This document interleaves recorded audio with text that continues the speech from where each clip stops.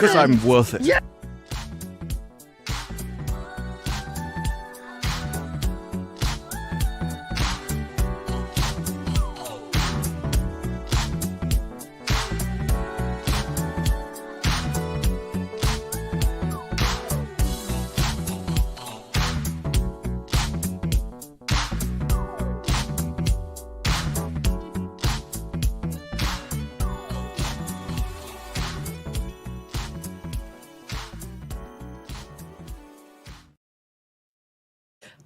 Hello. Oh, oops.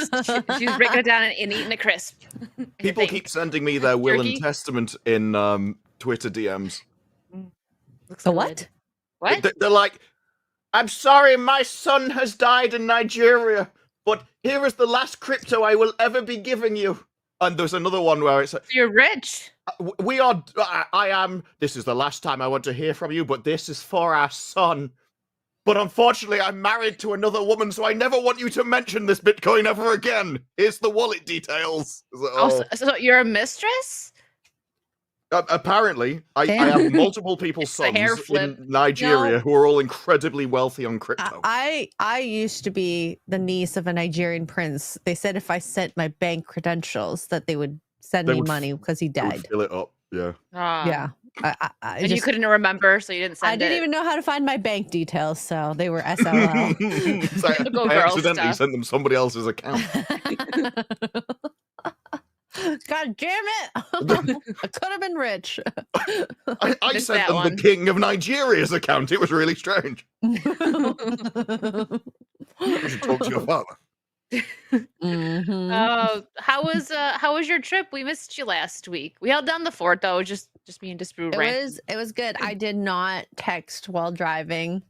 Okay, good. I kind of figured. I mean, contrary to popular belief, she's a good driver. I drove all over the place with her, and she pays attention to the road. I do, for the most part. Crazy. When my Ruining eyes are a open. we're ruining a perfectly good stereotype. Notice how that's how we judge if someone's a good driver. Oh, I went in a car with her. She didn't crash. Like that's actually the Win! bottom bar, isn't it, for driving? The That you win-win. don't have an accident while you're there. Hey, most airplane pilots are good because most of them haven't crashed. Okay.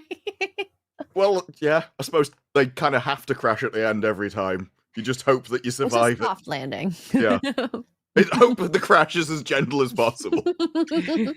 No, but I missed you. I feel like every day I drove some absorbent amount of hours on the road, and I'm very tired. And it's nice to be home. But then soon we're gonna be in Vegas. Yes. Guys, you're gonna have fun. I was making a Doctor Who review today, and I had 1 hour's sleep. And I was like, well, I've got to get it done because I'm going to have no time in the future. I've got everything else to do. Still haven't done anything I wanted to. And in the end, I hit before this. I'm like, I was going to sleep. I was almost at the end of the video. I'm like, there's no point. I can't do this anymore. He accidentally posts a video where he's like this for 20 minutes at the end just to sleep. Yeah, well, there's something could go wrong. The thumbnail will be elsewhere. Yeah. I like low effort thumbnails. As used to do the board. The I took a whiteboard. picture of it. No. It was a real double-edged sword because for ages he kept popping up in my recommendations. I'm like, I'm not clicking that. What on earth is even that? And then once I watched them and I liked his videos, well, they're so obvious, you watch them all. So there's that It's marketing. really tough. Yeah, well, it's really tough to get people to watch your video in the first place. But once once they've you do- discovered them, they'll stay. Mm-hmm. Also, I found what Dan Vask does on the weekend. It's pretty salacious. I was saying, is Dan. it stream friendly? Are you sure you want to continue that sentence? Did Dan Vask just jump off your desk? Dan Vask is not behind my desk. I promise. you It's know. like, I've discovered just what he do does. He this just like job. bungee jumps off a shelf above you. Can you imagine? Guys, Dan Vask and I have an announcement. He is living in the closet with me. This is where we find out that Dan Vask is like 2 inches tall. He's actually a borrower. That and would he make just lives sense. on a shelf. That's why he has an affinity for midgets. Yeah, that's true. Okay, well, I guess if we're nervous about showing this, I think it's fine. But Go ahead. Dan Vask likes taking barbells, rolling them, and seeing if they get caught by boobs or butts. That checks. Did you share no, something? I've seen Oh, I that thought you were before. sharing something. Like, I thought you were showing. I mean, I could share it, but You can if you want. It's fine. Yeah, I've seen that before. There was I think it was like your university students. Yeah, I've Looks seen like something like Dan. this What the before. frig? It's like white Dan. I know, right? Dan, do you have a white brother? A twin, an American brother from another mother and father. It looks like him so much. We're so bad. Anytime someone has like a man bun and works out, it's Dan. Oh yeah, definitely. Anyways, Doing this compared to because the other one I saw it was like a sorority. I think that's the word that we're all doing it, and they did it Yeah. because they're like, no, we want this to stop on your ass, and they were cheating, and they like weren't on the floor properly and stuff, and they were just all clapped anyway. Where he's like, throw it as with as much force as he can to try and get it over there, and then go down on eye level with a crotch. It's like, just to see did it clear proper. yeah. I seen if you super chat something and it didn't go through, Corey, just write the message and I'll highlight it. Sometimes that happens, I think. No worries. It might still go through in the back end of things too. It's just YouTube sometimes does weird stuff. Yeah, I'll check the back end real quick, but yeah, it That's is what weird he was sometimes. doing with the weight. And the front end. But yes, So you can cheat that though just by eating. Like I'm not sure that's the best test. I did post them say, is it a bad thing or good thing if the bar passes? And it just the people are like, depends on which body part. If it's a stomach, no. It's just like an impossible mound. Then you're asking people to roll a heavy weight across it to try and flatten it out a bit. Yeah, I don't see anything. We call this shapewear. Oh, yes. See that those types of things I find so ridiculous. You can like what's it called? Spanx. You have to. Yeah. You have to it's wear. So obvious because they wear like the skin tight painted on clothing, but then you can tell it's made of different fabrics because the fabric it was using wasn't strong enough to try and crush together the giant mass. So like we're gonna need reinforced structure. Their side fat or the back fat doesn't like it.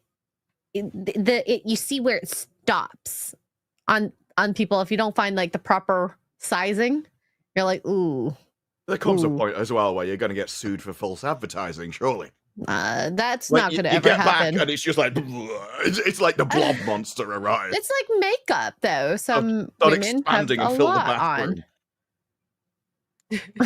Mike, you have a problem with that? Corey, thank you for the 5. Hey, Wicked, which color can open your vehicle? Khaki. A khaki. Oh. Well, we'd call it khaki. Yeah, it's like the Boston accent. Where's my khakis? Oh. Well, over here we just pronounce it khaki, so that's khaki. That you got so many different interpretations. And they also all work though, except the Canadian one. By the sounds of it. Holy moly! Before we even started, Jim Watari with the 10 memberships. Thank you so much. Saucy. You don't get it up. I love how excited he is, like say it in that clip. Saucy. Is that good? And Mongoose, thank you so much. Made for 5. Wicked watches Willow show when asking for a Disparu. Never. They kill Mad Mardigan? No. They stripped it from the internet just so she couldn't watch it. Like you actually can't find it legally now. I don't want to watch it. Can you buy like a DVD version or a Blu-ray version? Oh wait, did they even actually the show actually isn't on like Disney Plus or anything anymore? No, it wasn't after like 6 weeks. They deleted it from the internet. Amazon. Why did I think Disney? I don't know because they both mess things up, so I get them confused. Okay, let's see. Can you buy it? Willow TV show could be purchased. It was at MegaCon. Someone showed me a DVD. Did you buy it, Disparu? No, I didn't buy it. They bought it. They showed me the DVD. Oh my god! I thought actually I had a mic for a second there. Did you buy it? She was talking into the. Well, they were saying microphones. Yeah, lab mics were really. This one. They do. I need the ones that you have so that when I'm out or like not like if I'm doing a stream where I'm like kind of up, or like a building stream, I want one of those. Yeah, but they always say lav mics work best if they're close to your voice, but actually eating them is probably a step too far. We'll be able to hear the food digest. Wait, do you guys want to make it hear what ASMR? digestion is. Can you hear it? Yeah, Yeah, but it sounded almost like you were breaking somebody's bones. Maybe it was. She's Wait. got like Fisk underneath the desk and is kicking him in the face. I want to see if we can hear me swallow it. Yep. That one sounded really odd, though. Like with the wine, it's more of a gulp. That just sounded like a wet fart. It was bizarre.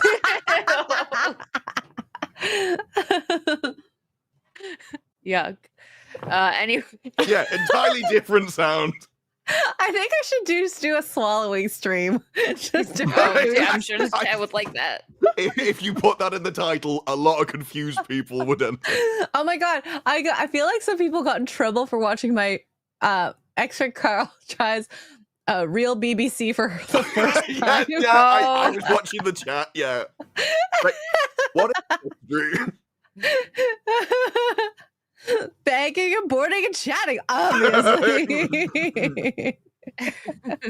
Could you just, yeah. We'd overhear some people. I wonder if that, yeah, because obviously you got like Doctor Who and everything on the BBC. I wonder if that's ever gone around the like. I'm sorry, you have a channel dedicated to what? Oh yeah. I thought the British motto was "No sex, please." It's like you can't have a channel dedicated to that. Well, this happens when you're repressed. I should do that while eating my frozen pork balls. That doesn't sound good. No. They're the things that we talked about earlier that we can't say on this channel or YouTube. Oh, okay. Or a cigarette. Oh, The guts. Never mind. I'm like, that sounds awful. If Ian's in here, it's the advert that you sent me about the British cigarette food.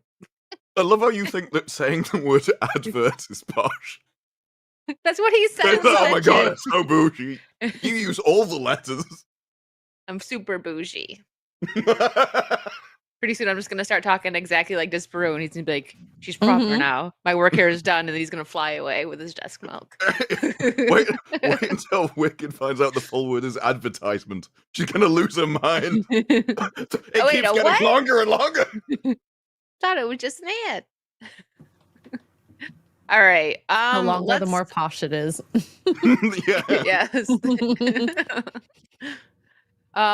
Let's get this stupid thing out of the way. Hold on, I gotta make sure I hit there we go, the right one. I can't believe you guys both have seen Minecraft, right? No, or Disparu did. Yeah. Did you see it? Yeah, I didn't see it. I'm sure it was fine, but I don't know. That one scene that you told me about Disparu with him like riding Jason Momoa just seemed kind of weird for a kids movie. Oh yeah, let my hits the guide 69. you. It's the only way. Yeah. Oh yeah. It's like, no, buddies, you don't have to do that. I promise you. Mm-hmm. What the full thing as well? There was a whole bit where, after they, 69 is the only word. But they said there's still negative space back there. I'm gonna need you to fill that up.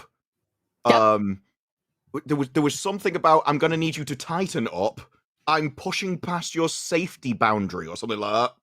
I'm pushing past your safety marker. Disparu's the only one I've seen talk about that. Heard say anything. People are saying, "Oh, I feel like I'm losing my mind. Like, it's not been a talking point at all. No, it hasn't. No one's brought it up. I just said the 69 scene was stupid. Yeah, You remember these minute details. It's actually quite impressive. There was a song specifically about put on your birthday suit and blow your birthday horn. I'm like, that's not worthy of comment. And then, obviously, at the flight, he pulls back, and the other guy goes down, and there's just about a 10-second scene of him in his crotch, basically. That's the only way to describe He only lasted 10 seconds. That's sad. Well, I don't know. I'm sure he was happy about it. This is the whole point. Like, do you have a problem with being broke? Nah, other people, though. There you go. Spread the word, Disparu. Make everyone see it, so they stop talking about how good it the was movie very gay. Yeah, the homoerotic. entire movie.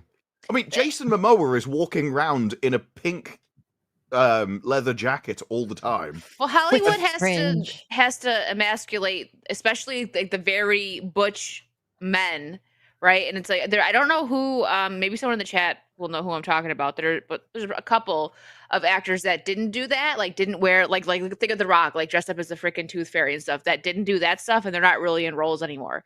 It's like this rule in Hollywood that if you're a big, strong, masculine man, you gotta dress up like a woman to get roles. Because he did it in the Fast and Furious movie as well.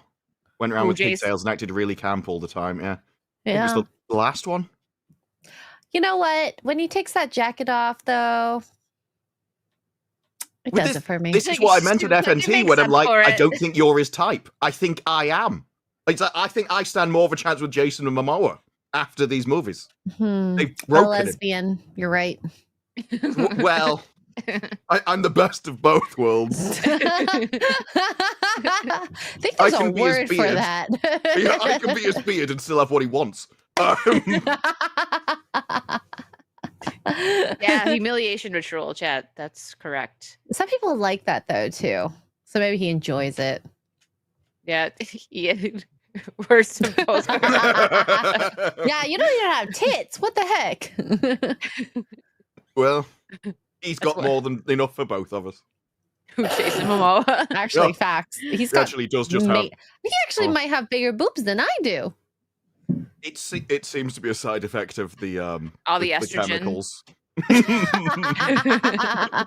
That just comes naturally from his diet in California. The estrogen is in the water. Well, that is one of the, Probably. in the new episode of Doctor Who. We're supposed to think that this guy has basically destroyed a planet and obsessed about this girl for 16 years. I'm like, he's not even into women. You can tell. Just seconds into the thing, you're like, nah, there's no way he's into her. Gives her the most. He kisses her like he's kissing a cockroach. Like he's physically repulsed by her presence. And then we're supposed to believe, no, he's definitely straight. This one. This one's definitely. We're talking about straight. Shooty, right? No. The main villain in this is meant to be about a bloke that's obsessed with this girl for 16 years, and he clearly doesn't like women. You can tell. I think Cutie and Davis just don't know what it's like to kiss a woman. So when he kissed her, it looks like they're repulsed because they probably would be. They'll be like, oh no, I'm not going near Maybe that. they should have kissed each other. Cutie and Davis on the bench would have more passion than whatever that way. It was really strange. Mm-hmm. I should have watched that episode just to see how bad it could go. Like, I heard Jodie was bad, but like, It includes the line "Planet of the Incels." oh god. like in the script. And she comes out and goes, "You've taken coercive control to the next level. You're always having a go at me, putting me down, tutting, correcting me." And so in my video, I've just got a compilation of every time she does it to the doctor. And it kept extending and getting bigger. And there's so many clips of her doing it. And then she's just whining at other people. She's the most insufferable person ever to have been in the show. And that beats Jodie Whittaker. I am so sad. I miss good Doctor Who. This is well and truly in the it's so bad it's funny level of cringe. Mm. Like they've somehow made season 1 worse immediately. It's like, you know, horror movies, some are just so bad it's funny. Yeah. Like when the girl runs away and they're like, oh my She god, I'm trips. running so slow and shrieking and falling over. And you're like, you're not running, that's silly. It's like that. This has the same thing that G20 does. They don't try and hide it. They don't hint. You don't have to write anything. They just say it to you. At some points, they will look at the camera and say it to you. It's like, no, we need you to know. Coercive control bads. It's like, you could just say no. That is an option. But it's so on the nose. In a sci-fi kids show, it becomes funny. So I think Doctor Who is on the level of G20. Well, We have a- Ooh, yes. we have an article for that. Let's get this out of the way real quick since it's up though. I can't believe people are doing this. Now you have to be 18 to go to see Minecraft without an adult because of retards acting like this.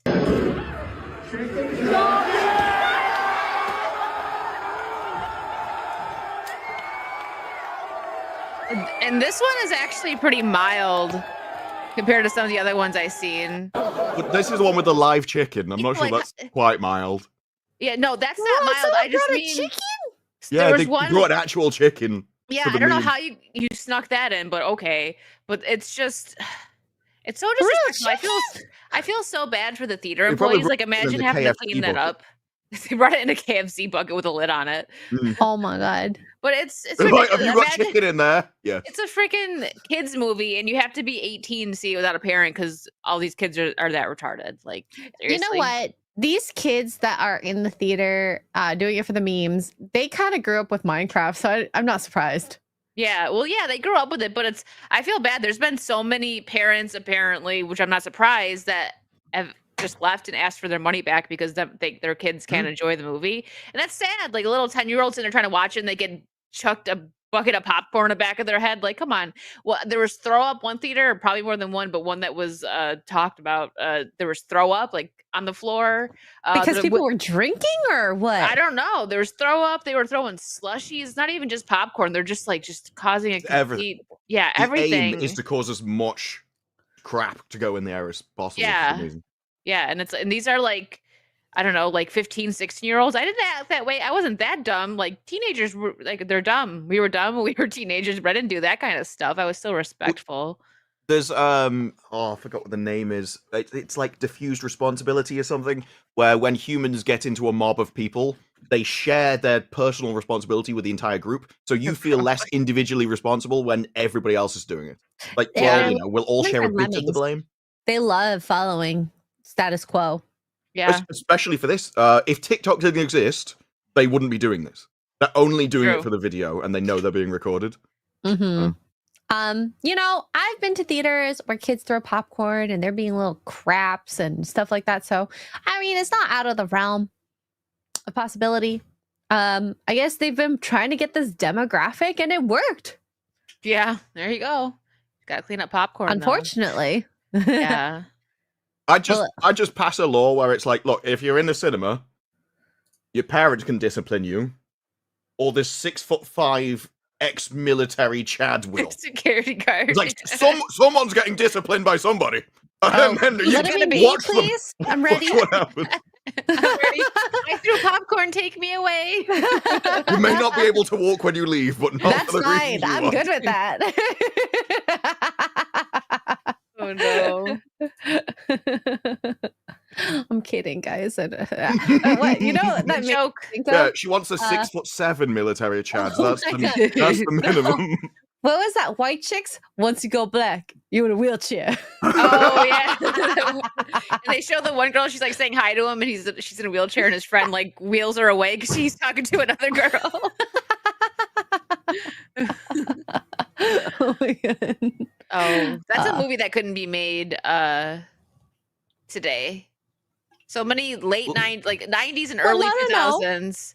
As long as they go white face, if you go the other way. Yeah, that's true. I always think those movies are the best though, because if you make them, then everyone will complain, and then you know who to fire. This is like bait. You're just chumming the water to filter out all the people you don't want in your industry. Make the most horrific movie you can and just fire everybody that says anything. The Don't scene tell when, them. Note the name down. Carry on. the scene when he's tanning, I'd say she, but it was really one of the Wayne's brothers, and he's like, "Oh, where's the sun?" And he's like, "Easy white chocolate. I don't want you to melt." Oh my god, when they teach each other how to do like a blowjob, I literally thought that's what girls did. They hit them on the head. Instead of I forgot about that scene. Oh my god. Anywho. Oof. There was loads of scenes like that though. There was the American Pie movies where they were at band camp. Oh yeah. And she's using was it a trombone or something? Allison Hannigan, wasn't it? Mhm. Oh, I don't. And she puts it somewhere, and then the next person comes along to play it, and they're just like, Oh. "Oh." This one summer at band camp. Oh no. Yeah. Corey, thank you for the 2. Wicked watches Justified when? It's on the list, Corey. Don't you worry. I Jedi got for the 5. justification for it. Did any of you watch the new movie Into the Lost Lands. I did, and it was dog poop, and it felt like it was something from the Rebel Moon universe. No, I never Oh, even heard of God. it. What is it? Just hit my mic. 2025 fantasy action. Is Oh, it it's got good? Dave Bautista in it and Mila Jovovich. So is it good? 24% on Rotten Tomatoes. So I no. guess not. Is it good? Never mind. 47% audience score. Wow. Nope, I did not see that. Oh, I wish I'd heard about this. He would have Let's had go out in fun making a March. video. Yeah. Market Reality, thank you for the 5. I've heard the CCP China. Based on George R.R. Martin. Is it really? Yeah. Seriously? Based on one of his short stories. The story I was gonna say, centers is it on a based on his queen blog? who, desperate to fulfill her love, makes a daring play, sends a sorceress to the ghostly wilderness in search of a magical power, where Dave Bautista must outwit and outfight the man and demon. Dave Bautista isn't outwitting anybody. No. Oh. He couldn't outwit his No. own shadow. He Probably does thinks- not seem very bright. He probably thinks his shadow is a demon following him. Is it not? Well, it might be. I have one following me all the time. I don't like it. It scares me. Oh, it's right there. Yeah, if it leaves, you fixed it. Until that time, you must travel the world looking for a I tried cure. stabbing it once. It didn't work. I just put a hole in the wall. I don't know how that happened. It's kept trying to stab me back. We had this fight. I got real tired and then took a nap. Yeah, on it. For You know some reason, what? My the safest time I've ever been, with my demon shadow was at nighttime in the dark. Okay, Peter Pan. Mark, thank you for the 5. I've heard that CCP China might not allow the Fabulous Four to go. Sorry, that made my brain stop for a second. To go to the Chinese theaters. I don't know. We're going to be talking about. I thought something to do with China that in a didn't minute. want the American market anymore. Yeah, that's It's not what just I heard. Fantastic Four. Yeah, we'll be all right. 16-bit mascot for 350. Best Saturday show of this time slot. Love the saucy hat. Thank you. Mhm. I actually put another more minimal design up if you guys are interested. It should be linked. Yeah, it's linked below in products. And there's even, I didn't even get to tell X-Ray Girl this yet. Hold on. While we're talking about this, I gotta show her. She's gonna freak out probably. I don't know if they have guy ones though. But they have girl jerseys. So I made saucy jerseys. I've been wanting to get a baseball T-shirt of something because I like the material of those jerseys. Yeah, I I'm wore gonna Gary's and I just fell in love with it. It's very comfortable. Here, let me pull it up This and show stream you has real now quick. devolved into wicked clothes shopping. We're not clothes shopping. Can I we didn't. just clothes shop? No, I forgot to show. I feel like actually you I probably are. I'm want to watching pick the one. Lost Lands.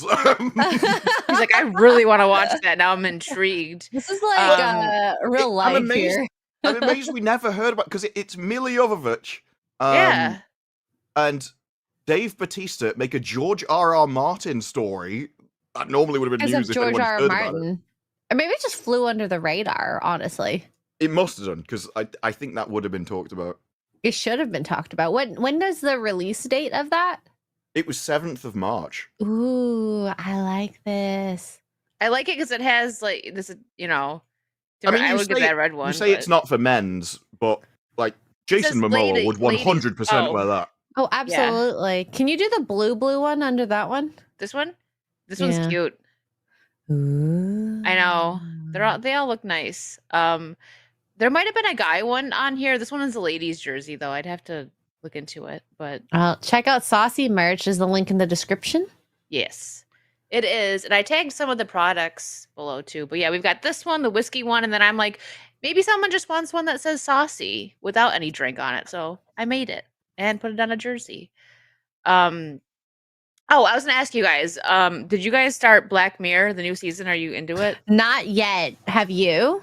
Yeah. First three How many first three episodes is it? episodes. I don't know. Hold on, let me check. They There's normally do usually like 8 or something. yeah, I I was gonna say normally there's like 8. I just like probably like an hour before the stream watched the 3rd episode. The first one was so freaking sad. I won't talk about any of it because it's so new. I don't want to ruin it for anybody, but I like Black Mirror.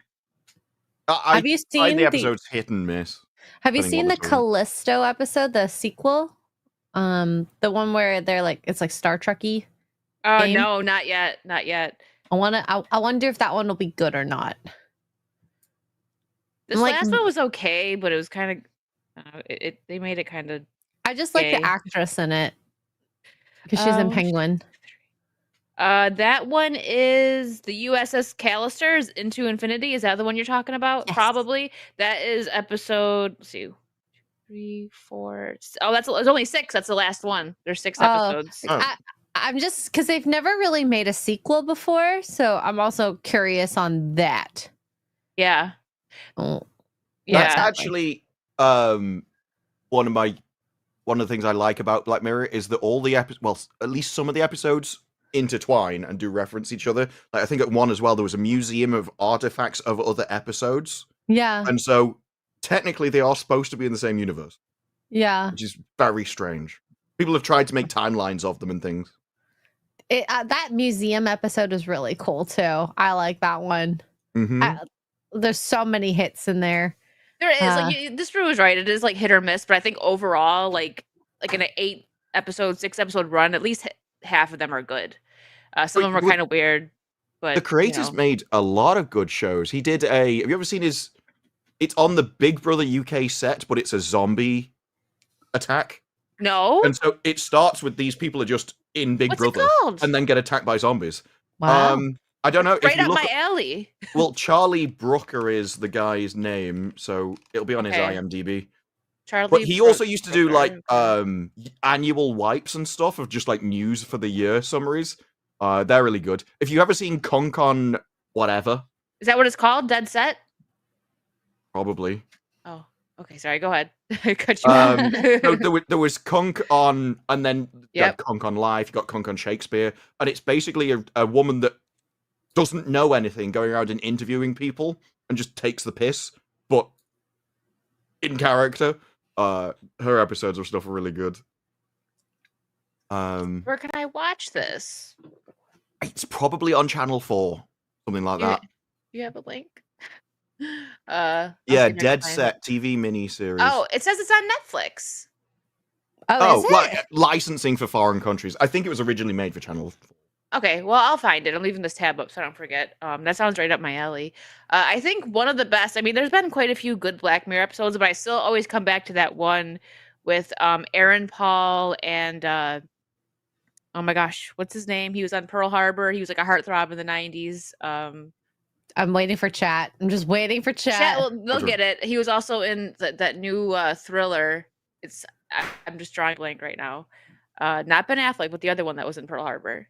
The chat will get it, but they were astronauts, and they made it to where their Oh! mind could go into. Oh, and they have the robots in real life. Josh Hartnett, yes, Josh Hartnett. Thank you.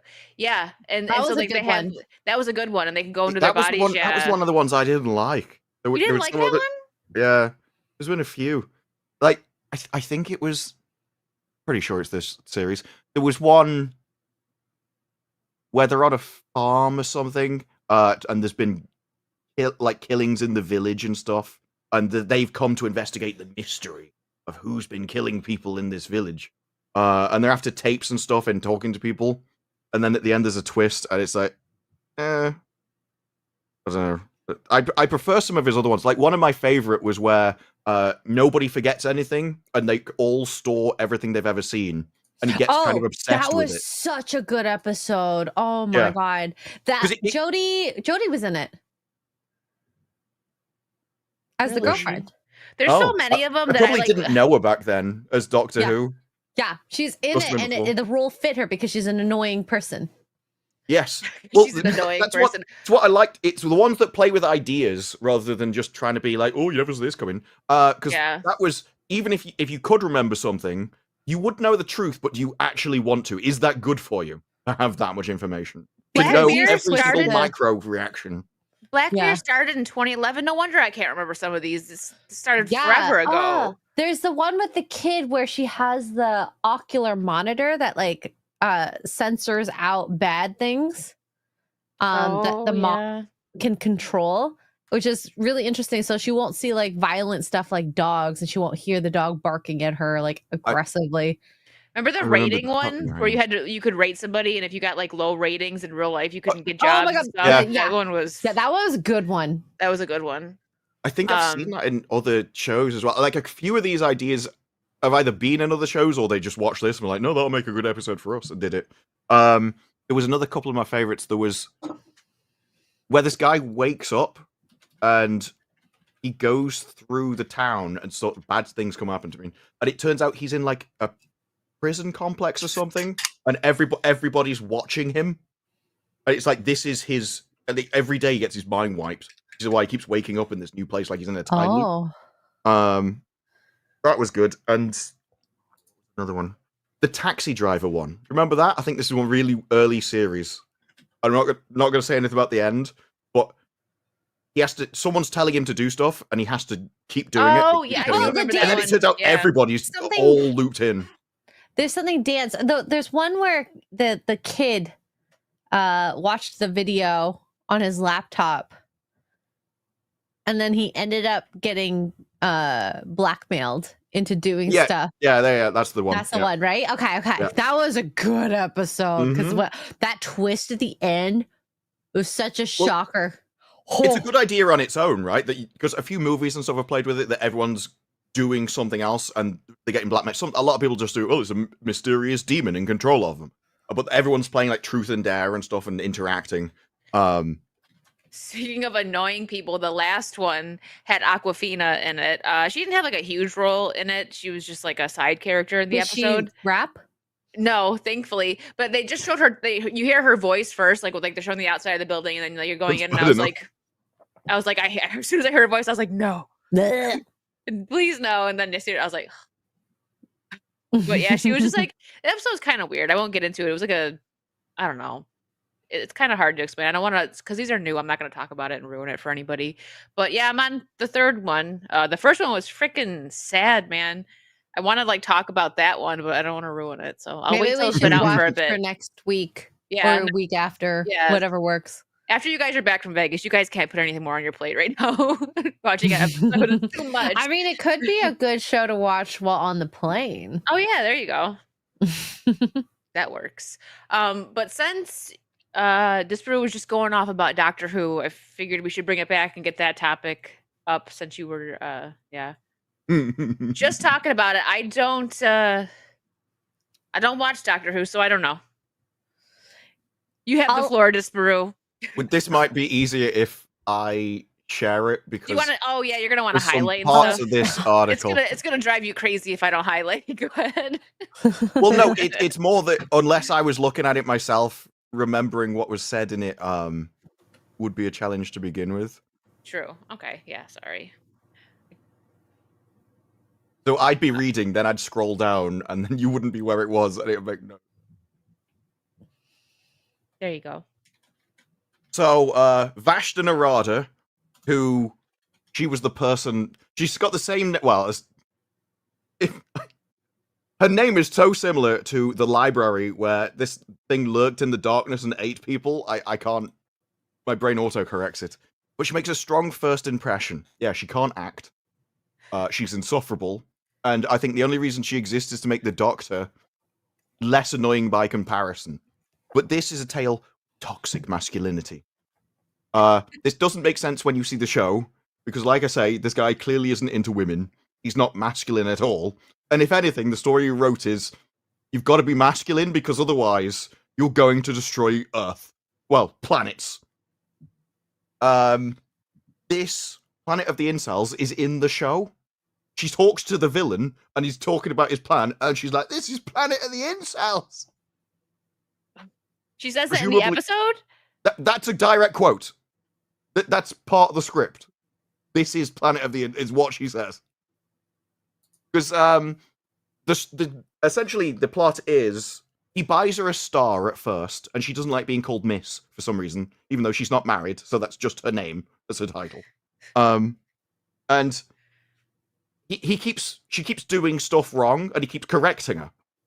Then eventually, like 16 years later, she becomes a nurse and stuff, and robots kidnap her, take her to a planet through a time warp, and they're getting led by like robots oppressing the humans. And it just turns out that he's the head robot who arrived there 10 years ago and basically made them kidnap her because he can't live without her. So this leads her to talk about, all the way through, she attacks the Doctor. She humiliates him. There's a whole line where it's like, "Don't you shush me!" And she says it to him? yes. Because she's screaming at somebody. She's going, "It's not my fault, it's not my fault, everyone." It is her fault. But he just goes, like, he's trying to talk to save the universe. And she's just like, "No, I want to waffle," and like scream and stuff. So he's like, "Okay, Did you say I wanna enough, we waffle? get it." Like, "Don't you shush me!" She's Is just she a trying really to be like Donna, but like more annoying? Donna was funny, and it never came across as sort of bad intent. Condescending. Yeah. Yeah, it was kind of playful with her. This Yeah. she comes across like a miserable cow. Oh. Yeah, it is like, "Don't you shush me!" Like when she talked, this is just coercive control. But if you clip all like her just being annoying to the Doctor, she is exactly what she complains about, and the show's not that self-aware to realize. It's That's essentially unfortunate. it's bad when a man does it. So at one point, the Doctor, spaceship can travel through time and space. He says, "Why do you need to go back to work in the morning? I can take you in time and space, deliver you in the morning." And she says, "I'm not one of your adventures." Like, she doesn't want to go. Like, she's the first person that doesn't want to be in the TARDIS. So we'll just kick her out into space then. Who cares? And she accuses him. You know how with the sonic screwdriver, he just scans things, he scans people? Yeah. She accuses him of not asking her consent. Oh and my then- god, like it's like a sexual thing or something? Oh my god. Well, he scans her DNA because she appeared in the last series as a character. So he's like, "Well, you look like this other person," and he does a DNA test. But it's sonic waves. It's no different than playing a speaker at somebody and you go, "I didn't consent to hearing Barry Manilow." And it's like, "You've offended me." So yeah, she essentially accuses him of R-wording people throughout every series, and he agrees. Which, you know, if he's been screwdrivering people, it's a bit different. So yeah, they say things of, "Despite Belinda's apparent immunity to the Time Lord's dazzling smile and dashing charisma, she's just a miserable cow. Nothing would make her happy in the world. It doesn't exist." So yeah, she hates her boyfriend. Takes a daring lurch into gender politics in a family-friendly show. Scary sounding insults and coercive control. It makes a stab at satire. It's not satire. He means this. Because there's an entire thing where every 9th word the robots can't hear, but when he talks, every 9th word is true. So he's going, "I rule this planet. I'm the master of the universe." And there's all this sort of language like, marrying me will lift you up. I will make you complete. I will subsume your mind within mine. And it's all referring to marriage. But it's really put down. And then the storyline is that while he's saying all this, his 9th words, which are true, say something like, "I'm in pain, help me, save me." And it is basically that all men are in pain and struggling, and if they ever say anything against the almighty state, the modernity, then actually it's a cry for help. And the real solution to this is getting in touch with your feelings. And that's how she defeats him and murders him. And then after they've murdered him, her and Cutie laugh that they've killed him. What? Yeah. Because they're in a time rift, so she survives because the Doctor grabs her. Oh, there's a bit as well where they're in a hospital and she's asking, because she's a nurse, she's asking about their biology of like, how can I treat them? And he said, "Well, they've got an entirely different system inside." And she goes, "Which one's better?" And the Doctor says, if you try and work out which body is better, you go down a dark path. Like, no, you don't. Some species will be more equipped for that planet than others. And this is a Time Lord. His body is superior to yours. You're a weak human. He's a Time Lord. He's an objectively better body. And they forget this plot point because they just wanted to say judgment is bad. Later on, she only survives because he's a Time Lord. And he even says, "If you marry me, you'll come out with a way better progeny," or something like that. He's saying it's about body, but you can't judge. So yeah, he survives. He goes back in time to a sperm and an egg on the floor, and then a Hoover comes along and sucks it up. And they laugh because he's just been murdered. I feel like Doctor Who has changed a lot. Yes. Yeah. And not just the sexuality. And this would make a lot more sense if the villain they were talking about was actually into women. It's doubly strange when he's trying to get, but like he would go more for the Doctor, and you can tell. Okay, remind me, and I might be very wrong about this because I haven't watched all of the Doctor. Oh, the Doctor doesn't relish in killing. No, unless it's needed. Even then, he doesn't relish it. There's a scene, one of Tennant's, where this spider is going to give birth to all her eggs, which will destroy the planet. And so he just floods them, and he essentially eradicates their entire species from the universe. It's a very dark episode, I remember. Even Donna saw his darkness. Remember that? Donna was like, there's something about you. That's one of the plot points. It's Donna that goes like, Doctor, you can stop now, you've had enough, and then he leaves. And there's another episode where Donna isn't there, and he just stays there and drowns. Like, because he's that kind of wrapped up in the dark that he has to do. But it's that is a male storyline, because it's sort of, what will you put up with? What will you suffer yourself in order to save other people? He is sacrificing his soul to protect the planet, essentially. Whereas in this, it's completely the other way around. They get the most effeminate man they possibly can, and then go, this is toxic masculinity. They've strawmanned their own thing, and Belinda... so the Doctor in this scenario is trying to plan a revolution against the robots. He's occupying himself with how to save the planet, and she asks about a drip, and goes and gets an IV drip, and as he's trying to come up with a plan, she looks at him and goes, "Are you just going to stand there watching? Some things never change. There's always a doctor standing back while the nurses do all the hard work." And I'm like, he's saving the world, and you have a pouch of water you're about to stick on a tube. A nurse does all the... No. Yes. No. And this is not the entire episode. Like, this is her character. Insufferable cow. Okay. I mean, I'm not a huge fan of doctors, but not to the fact that saying that nurses do all the hard work. Nurses do hard work, but not all the hard work. Okay. Step back there. No, but in this specific scenario, he is actually coming up with a revolutionary plan to save the world as she's talking to him. Like, it's not as if he's not doing anything. Up. She's a woman. Well, this is the thing. Cutie was annoying in season 1, but she makes him downright tolerable. Like, I liked it before when Cutie wasn't there. Now I'm like, please just kick her out into space.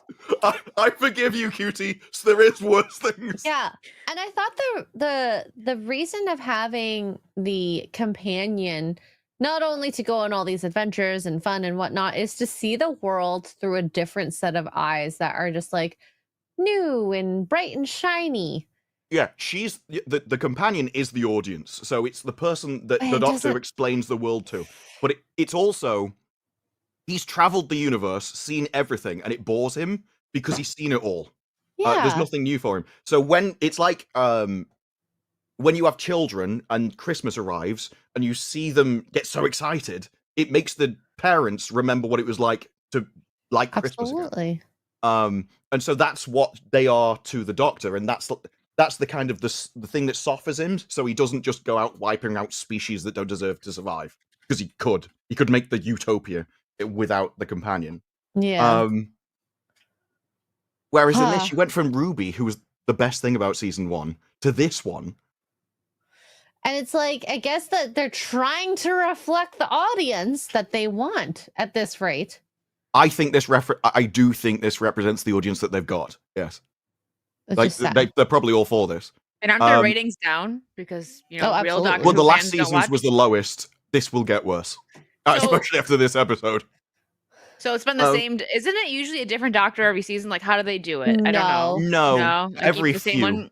Okay, they keep the same per few. Okay. Yeah, the only one that had one season was the first one in the Eccleston. new Who. And that wasn't because he wanted them. There was a lot of stuff backstage and falling out with Yeah. the creators and stuff. Which Oh. now we know what we know about Davis. Like, oh yeah, probably was him after all. Because he's like, I would come back if you fire, and then he listed Russell T Davis and a load of the executives. But yeah, Oh. he's probably accurate on that one. But there is a thing, timey-wimey, wibbly-wobbly ball of stuff Mhm. from a previous episode. Well, in this, they're on about how this thing travels back in time, and he goes, it's timey-wimey. And she says, timey-wimey? Am I 6? And she just craps all over it. She's like, oh, you're talking down to me, Doctor. It's like, oh, that's another line. Right, this episode opens with, that star's 14 billion quadrillion miles away. I know girls are bad at maths, but that's a bit far. Girls are It's a bad bit at math. far. It might as well have opened with, they have tiny women brains. Like, that's how on the nose the episode starts. Wow. So, yeah, this episode is just pure ideology. And I thought season 1 was pure ideology until I watched this and realized how good I had it. You can always hold get my worse. drink. I got you, Disparu. And this is Russell T Davis. He wrote this one himself. And then there's 4 more writers that were only hired for their identities coming in. So I think theirs is going to be worse. There is going to be a Eurovision Song Contest one, which is the most expensive episode ever made. Won't even be shown on television if football overruns or Eurovision needs extra time. So it's just a waste of money. God. I'm Um, so sad about Doctor Who being at this level because I'm still in the good era. just stay there. If Yeah. I ever watch, With I'll make new- sure I don't go past a certain doctor. I won't subject myself to it. The thing with Jodie's is a lot of it was just bad, but you could make it funny, but you'd have to do work. Russell T Davis is You so have on to the do nose. work to make it good. Yeah, but Russell T Davis is so on the nose. It comes across as a parody of itself, which is what I like. So I'm having a lot of fun with it. Well, speaking of this guy, he's gonna do Shakespeare now. Oh yes, Oh God. with a different sort of Shakespeare. Uh, Look at He's that. shaking his spear. Look at that picture. Mm-hmm. That's Cutie's finger in his mouth, by the way. Wait, so that's how you pronounce his name, Cutie? No, I think it's Cutie. Cutie, but I prefer to Shoot. call him Cutie. Oh, Cutie I'm kidding. Gatwa. Okay, so they're being literary titans in Royal Shakespeare Company's Born with Teeth. So I don't know Doctor this play. Yeah, no, me with this- neither. With this article, it was mainly about the picture. I think it shows okay. you everything that you're going to get out of this Shakespearean Is it so? analysis. Is this going to be a movie or is it a play that they're doing? No, it's a Shakespeare. This is a Essentially, stage play. Oh, I okay. think. and Davis has even admitted now that the series is basically done. He's now talking about a pause when before he's like, "No, Disney owes 12 more episodes. We're definitely getting them." It was rumored before it was axed. It looked like Cutie had already left. Davis is doing something else, and now we find out that after all the talk of him traveling to America and having a career in movies, no, he's going to do Shakespeare, camp Shakespeare. I'm sure Shakespeare would love that. Well, Real I mean, Shakespeare. he was in the theater, so who knows? I mean, yeah, that's true. That's true. Probably a bad example. I'm just so grossed out by this picture. I don't feel like I need to see this, but it's Yeah, like, ugh. We'll take it down. I'm sorry, chat. It's gone. I can't It hurt you was more anymore. It was more to say that I think that's his area of expertise. I think that is exactly what he's there for. Hey, Just have him be really flowery in a theater production for theater kids. They'll all love it. Isn't Rachel Zegler doing like Romeo and Juliet or something She's now? also gone to theater, yeah. Is it Romeo and Juliet? No, there's But- no. It was Tom Holland and that one I mean, Tom Holland. girl. I Yeah, don't know what okay, I will say this: if you could do stage plays like that, by far to me means more as an actor actress than it is as a like Hollywood TV movie. But just some of these people just need to be put away, never You to be just- seen again. Don't be Yeah. public anymore, please. Please.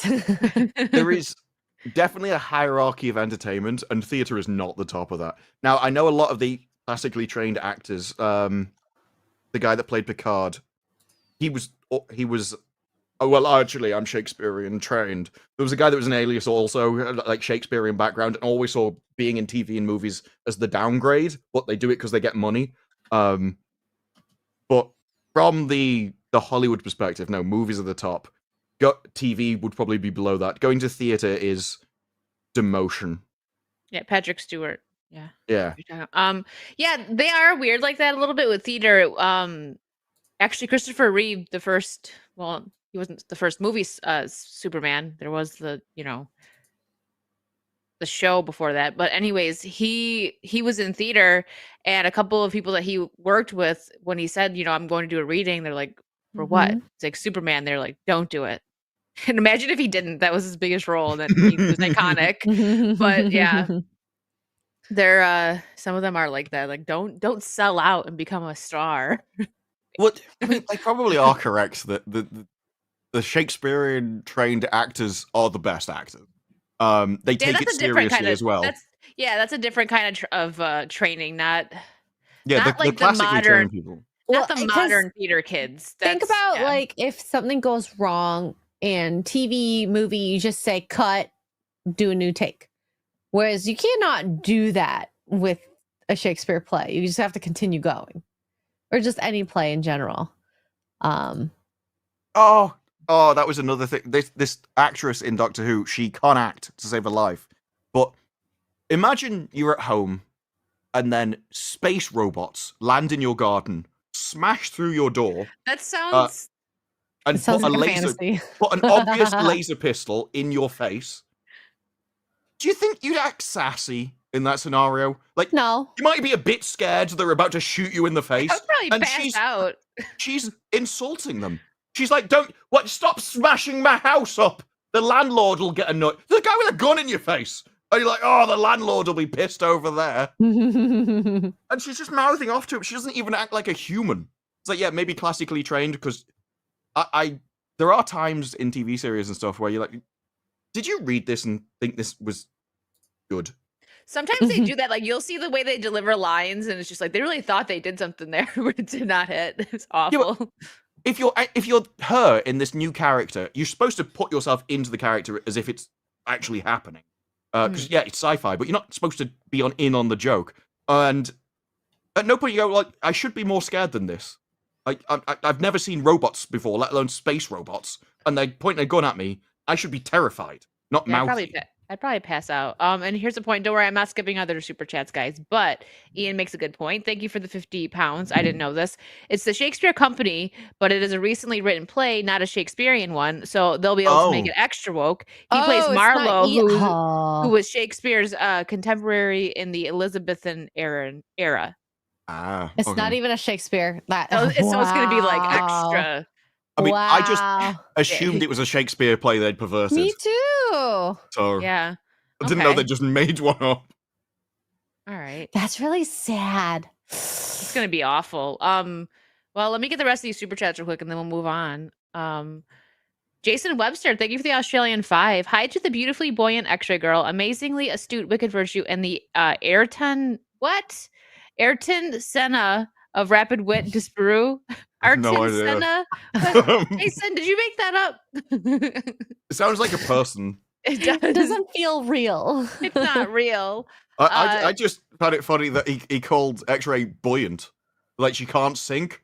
She has a really trouble getting down to the bottom of the swimming pool. I was going to take it, but now I'm not. Like, wait a minute. Her career is lifeguard. I can help save anyone from drowning. Kayla, thank you for the 2. Celebrating real Doctor Who with Genesis of the Daleks. Is that the Daleks are a villain in Doctor Who? Daleks, sorry. Yeah. Oh, okay. We saw those at the one Comic-Con we were at. They're so cute. They're the ones that was talking to us, right? The little cute little robot. Yeah. That is the thing with Doctor Who. Not only do you have like old Who before a big break where Davis brought it back, but each Doctor switching is almost like Bond, where it feels like separate eras. And so if it just goes downhill, you can kind of mentally cut it off because it feels separate anyway. Yeah. It's not like Marvel have done by bringing back the old actors, except Tennant, to destroy it. So it doesn't really ruin the old stuff. Jason Wester, thank you for another 2. Saucy Saturdays here to make my Sunday a fun day. Nice. Thank you. And Max Relax became a new member. Thank you, Max. Welcome in. Enjoy the emotes. He doesn't kind of relax. only maximum relaxing. That's all it is. Well, Max and relaxing. Justin Martin, thank you for the 10. I saw they had an 8-hour live stream of the new Who up on the Doctor Who channel the other day, in case anyone wanted something in to Minecraft themselves too. Oh God. Thank you, Justin. Oh my goodness. Lexicon Hellhound for 5. I'm American. If space robots landed on my acreage, I would have been engaging with them with my LED projector as they disembarked. LED. I don't think it'd be. Oh yeah. I read that as lead project manager. I thought he was going. I'm going to get them to do construction for me. That's he sends the manager out. Get out of here right now. While you're here, could you put up that building for me, please? And Jesus Davila, thank you for gifting a membership. Thanks, Jesus. Yeah. This Peru in America, I get that, yes. use guns. It's because Wicked was struck, so I hadn't read the end of the sentence. I was auto-correcting it as it went along. He's used to auto-correcting me. I don't need making up my own jokes. It's like, I'm putting them to work. I'm trying to see what I want to bring up next. Let's go with since we were just talking. Well, I was talking about Christopher Reeve. Let's talk about this Superman stuff because I didn't know. Disprue pointed something out that I didn't know about James Gunn, so that makes this a little bit more interesting. What did you say that he says that he will never do reshoots or something? Oh, he's renowned for not really doing reshoots. Yeah, with the Guardians of the Galaxy and stuff, he tends to have a script, they film the script, and then he's happy with it because he knew what it was before, because they have a script. Whereas now. And this is a rumor, as far as I'm aware. Yeah, this is just a rumor. I was going to ask if you believed it, because I haven't really seen anything else except for this tweet. I don't keep up with test screenings and stuff, so I don't know where it comes from. Mm-hmm. It is interesting though, as the rest of his stuff doesn't seem to be going well. I mean, the last few projects he's done has bombed, right? I think Guardians 3 did all right. Yeah, I think it did all right because I went to go see that one and I thought it was better than 2. Not better than 1. I'm trying. What else did he do? I think even it grossed 845 million worldwide, so I imagine that's pretty good. Pretty good. What about Suicide Squad 2? Did the Suicide Squad 2 actually do all right? No, that bombed. No. That did bomb? Okay. I think it's a rare opinion, but I prefer the first one to that. I hate the second one. I think the first one could have been so much better. The writing just was not there. With the first one, they should have made the Joker the main villain for one, and it was just messy. They didn't put it together right. There was parts of it that I liked. I really did think Margot Robbie did a good job bringing Harley Quinn to the screen. I liked her outfit. Everyone said it was too sexualized. Well, not everyone, but the lame people. But I thought it looked awesome. I don't think the problem that people have with her is that she's sexualized. It's that she looks like a basic tart. Yeah. The outfits from things like what was it, Arkham City, the games. Oh they yeah, were sexualized. Oh yeah, but they still had some class about them. Whereas in this, it was just any bargain basement 2-bit person you find walking down the street. Too common. Well, the first one it was paying homage to Debbie. What's her name? Blondie.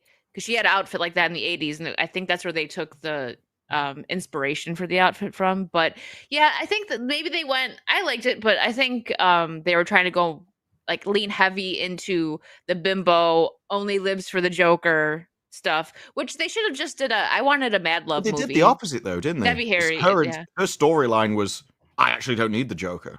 Well, that happened. Well, no, in the end. He saves her. She's like, "Oh, my pleasure." And in the end of Suicide Squad, she's still with him. But then they did Birds of Prey, and that's when they made her outfits really ugly because they were like, "She's not going to be sexualized." She looked like a dump. She looked that one awful in that the one. Emancipation of Harley Quinn. Yeah, she should have stayed with Joker. But the thing is, it's like, okay, she can leave him and be, independent, but she still had style always. In the cartoon, in the comics, in the game, she had style, but they just made her look dumpy. In Birds of Prey was awful. she can't leave the Joker because her character, the point of her character is the Joker. Yeah. So you can't, once you get rid of her, you get rid of the point of her existing as a person in the story. Yeah. I mean, you have every other single female character in all of comic books history to not be with the Joker. You don't have to take away the one person that's there for that specific role. It was I know. You such a should weird see choice. how bad I actually liked the first season of the Harley Quinn show, but then they turned it the animated one that's going on right now, but then they turned it into every man, even Superman is a blubbering idiot, Bruce Wayne. It is ridiculous. It's ridiculous. And her and Ivy are like together, obviously, and they're just the power couple of Gotham. It got so bad. I stopped watching because I just couldn't even stomach it to talk about it because it's that awful. It is very strange, though, that you get this whole thing. It's like, well, you know, he's a bad guy and he's a criminal, and so we must separate her so she can be a strong, independent woman. And then you go and read female fantasy, and they would all love the Joker. The things they would do to get with the Joker in their own books. It makes me go, I didn't even know you could write this in a novel and sell it. He's like, oh my god, he has to wash his hands after reading it. This is disgusting. Yeah, he's like, oh, this is too dark even for me. Female smutty stuff is disgusting. I mean, we did read that Wikipedia thing about whatever thing Lady G loved. Lady G's friend. Sorry, Lady G's friend, not Lady G. Sorry, Lady G. She's gonna pop in and be like, I did not. Excuse me. My ears are burning. My spidey sense is tingling. That's what I mean. It's like there are novels that I recommend, like the Night Angel trilogy, which has storylines at the start that I generally go with the warning of it's quite rough at the start, but once you get past it, it's just to set up the character. And then you read something like that, and that's the book. The entire book is meant to be that, and you're supposed to like it. And then that's why it's a weird contradiction. There are just two extremes. Either, no, you can't have a man because you're strong and independent, or that. There's no middle ground of it's like, yeah, we just got married and had kids. I like that doesn't exist in these authors. Yeah. So anyways, Superman, I don't know if this is true or not, but I mean, what this took me to was what Disbrew said about, you said Chris Gore read like part of the script, right? And there was like 10 minutes of him and Lois arguing. Maybe half of that 20 minutes that was cut was that. Yeah, I don't know whether it was, can't remember who said it, but yeah, it was reported by people that had seen the screening, from what I remember. And it's just 10 minutes feels like an eternity in the cinema if it's not entertaining. And the last thing you want is a domestic dispute. The Joker 2 was like that. Oh my god. I'm so glad I didn't go see that. That's how it feels like this would all be, though. And when you come down to one thing you have to really struggle with is if anyone criticizes the hero, they've got to be justified. Otherwise, it just comes across like we've seen what happened in Daredevil, where she just kept attacking him. And every time you're like, why don't you stand up for yourself? You know you're in the right. She's just having a go at you for no reason. And it makes him seem weak because, this guy's supposed to go out and fight crime. Can't even handle his own girlfriend. Was this in the latest episode? Because I didn't see it. And I want you guys to talk about it and spoil it for me because I didn't watch it and I'm fine. But what I mean is, if you have a domestic between Lois and Superman, and she's having a go at him for something like, well, you're always off saving the world and not caring about my feelings, like they had in season 1 of Invincible. Oh, Amber. Everyone will despise her, but the movie always puts her as correct. Like, it won't be that Superman is actually just put on and should throw her out of a building. Like, everyone in the audience go, please just shut her up. So we'll see how they do it. So the storyline of that, like the reveal, it can be done well where it's like, okay, then we're finally understanding. But because she's such a miserable see you next Tuesday, it's like, I don't want to hear about it from you. Okay. I don't think you could put an argument, like a domestic argument up for 10 minutes and it not be annoying. So what is this? You're not involved with either of them. Nobody likes their own domestics, let alone other people's. And so I think it's a really awkward experience. Have you guys ever been like with a couple arguing? It's so awkward. I had these friends in like college years. They actually ended up getting married and everything. I'm glad they didn't tear each other apart, but they argued all the time. And like we would always hung out, like a bunch of us, and we would just be sitting there like, And they would sometimes involve us. Like the one time me and my one friend left and they called and the one guy's like, he calls me, her boyfriend, and he's like, didn't she do this or that? And I was like, I don't even know, bro. I'm not part of this. I gotta go. Like, If you always said so anything, awkward. he'd go back to her and goes, well, Wicked thinks this and she agrees with me. It's like, oh. Exactly. Like, So no, I was like, I didn't say that. I I was didn't like, you know, say that. I actually didn't even hear it, and I'm about to take a nap. See ya. I've been in two situations. Like one was it was two foreign people arguing, but you can tell by tone of voice and body language they're arguing. And they still use occasionally English words. So we'd be like, iPad station, and it's really weird to hear an argument from that perspective. But my favorite is if you're driving along and a couple in the car in front is arguing. You've got no and you sound, can but see you can the just body see them language. pointing and like getting like strong gesticulating. One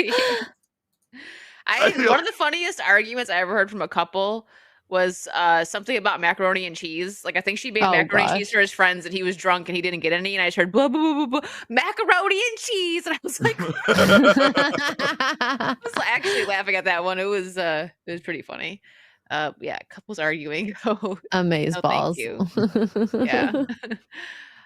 So yeah, go ahead and talk about Daredevil. I didn't watch this episode. Spoil it for me. I really hate that storyline of the therapist and anything to do with the therapist, because it's like, sure, you're kind of a ish good girlfriend. It seems like Daredevil likes you, but like I don't need this. You could cut her whole storyline out and I'd be happy with it. I don't think she's a good girlfriend. No, I think Karen was better. She's utterly insufferable. Even though they freaking take her out in the first season, like she would never leave Matt. There's no way. She would always be showing up for him. Like there's just no way she just moved to another city when their best friend dies and he's going through a crisis. So I'm just gonna leave. I think the best thing to show you how bad this episode is to show you that IGN gave it a 9. That was awful. What? And their review is a pulse-pounding episode, has one fantastic moment after another as he's pitted against his two greatest nemesis. And I'm like, this didn't happen. What? You're making up your own fan fiction. He's in a room with them, one at a time, in the same episode. Who? Besides Daredevil. And Kingpin and who? Fisk and, what's the Bullseye. He's in a room with them. He doesn't even talk to Fisk. Like, he's pitted against his nemesis. They don't even interact for the entire episode. So they're just lying and making up their own fan making fiction it seem more of what they think happened. Oh, you know what? I equate the whole like scene where they're dancing, because there's a scene where Daredevil's like trying to talk to Vanessa because he finally figures out that she's like the one that was that had Foggy killed. It reminds me of The Witcher, most recent season, when they did that semi like half episode finale where they're like at a ball, like, oh, we're gonna figure out what's gonna happen. Oh my god, it's so exciting. And it just seemed like such a letdown because it's like, okay, all the stuff that we've learned is boring. Well, I'm sorry, but who did he think it was? Like, Fisk wasn't even around leading the Empire. She was leading the criminal empire. I thought we were supposed to know that she did it. Even if he didn't know that it was her, like, would it be that shocking? No, it wouldn't be shocking. There's a speech in this which contradicts itself. And he basically goes through what it is before. It's like, well, this guy went into the prison system and it didn't work. Then this guy got out. Then this guy went. I think he says the system is broken. It doesn't work. So that, okay, so you're going to be like, well, I'm Daredevil, so I need to punish him because the system isn't. And then he goes, this guy went to prison for fiddle faddle. Like, pick a lane. Either you want criminals to be punished more, or they shouldn't be punished. Yeah. But they're towing that line as if they want to play both sides, and you just can't. The one guy needed an opinion. He needed snacks for free, so obviously. It tasted I good. deserve to have something yummy. Not out of the garbage. But no, like, even back to what actually I was saying about not caring about like the therapist because she's just not interesting. Karen was so much better. Worse than this. I feel the same way. I mean, I didn't see this last episode, but just overall, the new trio, the lawyer and the cop, when they showed the one episode of them having like a she's like, I wish that we had the same trust, or that you had the same trust in me as I do. Like they had that little like argument, and I'm like, I don't care. This was only like 2 minutes, and I was like, can we just cut it out? Like I don't care about these people. Like Foggy and Karen, when they had side conversations, it was interesting. But these two, Because they built up bland. Foggy and Karen. Like Yeah, they're characters. These have been built up now. We know what her character is. She's just an arsehole. That's the problem. The She's not a therapist? nice person. Yes. For instance, you saw the Muse fight, right? Yeah. You saw that. Yeah. Yeah. What do you think her attitude would be towards Daredevil in that scene? Like, After Thankful? seeing that. right? Thankful Yeah. he saved your life. I mean, I don't know, maybe if someone saved No. my life, I'd be thankful for that. I don't know. No. In far this from it. episode, she hates Daredevil. 'Cause he made and her she says, kill him, right? She said no. She says that Daredevil and Muse are the same, and 'Cause she's they wear arguing this masks? with Well, he doesn't have his mask on. She obviously doesn't know. She's just arguing with her boyfriend. But Oh, okay. she's like, they're the same, and he's like, hang on, one of them saved you, the other one was trying to kill you, and she says, no, I killed him. I saved me. Sorry. He dived through a window when you were about to die, and you're like, "No, I saved me." No, he came in for himself. Yeah. I hope Matt breaks up with her, even though I don't And, like, care this about is this show. This is a therapist that has been working in this city for how long and seen the corruption, the vigilantism that has helped people. Like, I do not understand. And she's actually, therapist. you know what? She's probably heard quite a few things from him. She's Alone. privileged. Yeah. So one thing happens. I mean, it is a big thing, granted. Like Which- that scene was, that was intense. He tried to drain her blood, almost killed her, whatever. But all it took was that to completely break her. Like, I'm saying, because in this world, like in that, that city, it's awful. Like X-Ray just said. So I'm not downing why what it happened to doesn't her, make because that's traumatizing. But like for her to go so far as to turn on the person that saved her, if Daredevil didn't bust through the window, she would have been dead. So X-Ray is right that she's acting privileged, but she's acting Yeah. like a privileged Californian that's never, like, had never been in danger their entire life. yeah, But they're in a really dangerous, like, city nation. And so it's the writer projecting. They think that violence is bad, because essentially her argument is, because Daredevil enjoys punching people in the face, what he did was bad. Like, that's not how things work. If I'm getting mugged and you come along and save me, I don't really care if you enjoyed it. You did a good deed by preventing the crime. Yeah. Whereas in this, they're like, well, no, it's the feelings that matter, not the outcome of reality. That is such Like, a that's female entirely opposite. perspective, though. Like, That's what it seems to be, and it is. It's from the it's written from the perspective of a privileged Hollywood writer who's like, well, we don't. If you didn't do crime, no one would do crime. We'd all live happily together, and everyone would be nice and kind to each other. It's like, that's not the world. You need people which are going to punish the criminals, because the criminals will exist. Yeah. I'd be surprised. I don't know if we've heard anything about it, because certain shows like Last of Us is already getting to season 3. That's because the second game is going to be a 2-parter. Because why not? I don't know if the Daredevil got renewed. Daredevil is getting a season 2. It is looks getting like a season was 2? always planned to, though, because it got renewed. I think it was before the season or immediately before the ratings came in and stuff. So Okay. I think it was already planned before it was released to get season 2. I really wanted to like this. I know you always tell me. What not about to... Daredevil murdering innocent people? Would you like that? Because that happened. In What this happens? episode, what do you do? He's in a prison cell with Bullseye, and Bullseye's like, you need to get me out of here, otherwise I'm going to be... Because essentially, they cut out the best scene. He's in protective custody, he's not allowed to have access to any items because he's Bullseye. And then they put him in Gen Pop, and they cut it off he's surrounded by 50 guys that all want to beat the crap out of him. And then it cuts to another scene where he's alive. It's like, no, I wanted to see the fight. I wanted to see him try and annihilate him and how he survived. But either way, he's like, if I spend one more night in here, they're going to kill me because I can't get out of that again.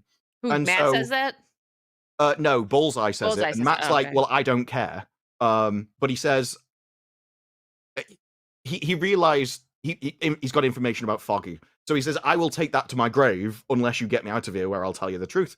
So Daredevil kind of loses it. He's stuck between a rock and a hard place, smashes his face into the table, which loosens a tooth so he can escape. But then he murders loads of people. And he wouldn't have been able to do that if Daredevil hadn't freed him from prison. So all the blood of the innocents is on Daredevil's hands. Every single person that he kills now is Daredevil's fault. They're totally messing with the logic that was always how Matt Murdock ran things. He doesn't. They're making a bounce back and forth like between what's good and what's not good. And he's a lawyer that does want to see justice done correct, but when it's not, he takes it into his own hands, and it's supposed to only be with bad people, not innocent people. So that's ridiculous. I'm just gonna get the graphic novels and read the old Daredevil because this ain't it. The show can't really decide. It is now you said it's from a privileged perspective. I can't not see it. It totally is. Because could you they don't imagine that though, getting saved and then being mad at the person that saved you? Like, what even is that? What kind of writing is that? But that has happened before with the police. What the show's saying, because they've said before, I think it's the therapist or something. It's something, I think she says something along the lines of, they just pass down violence from one person to the next. So when they do violence, they cause someone else to do it. And it goes down throughout history. And it seems that their attitude is the Daredevil's bad because he uses violence to stop crime. The police are bad because they arrest you. And if everybody just stopped, then the criminals would not be criminals. They would just take whatever they wanted, and we'd live in peace and harmony. That seems to be the attitude of the thing. Just let them have their snacks, and everyone will be good. Yeah, if you just let everyone do whatever they wanted, we'd all be fine. Why couldn't they do the whole cycle of violence when one person is violent that will enact violence on the others? Blah blah. That story makes more sense to me than just being. If we stop this, it's gonna be nice. Because it's violence that stops the violence. They are wrong that it's a cycle of violence.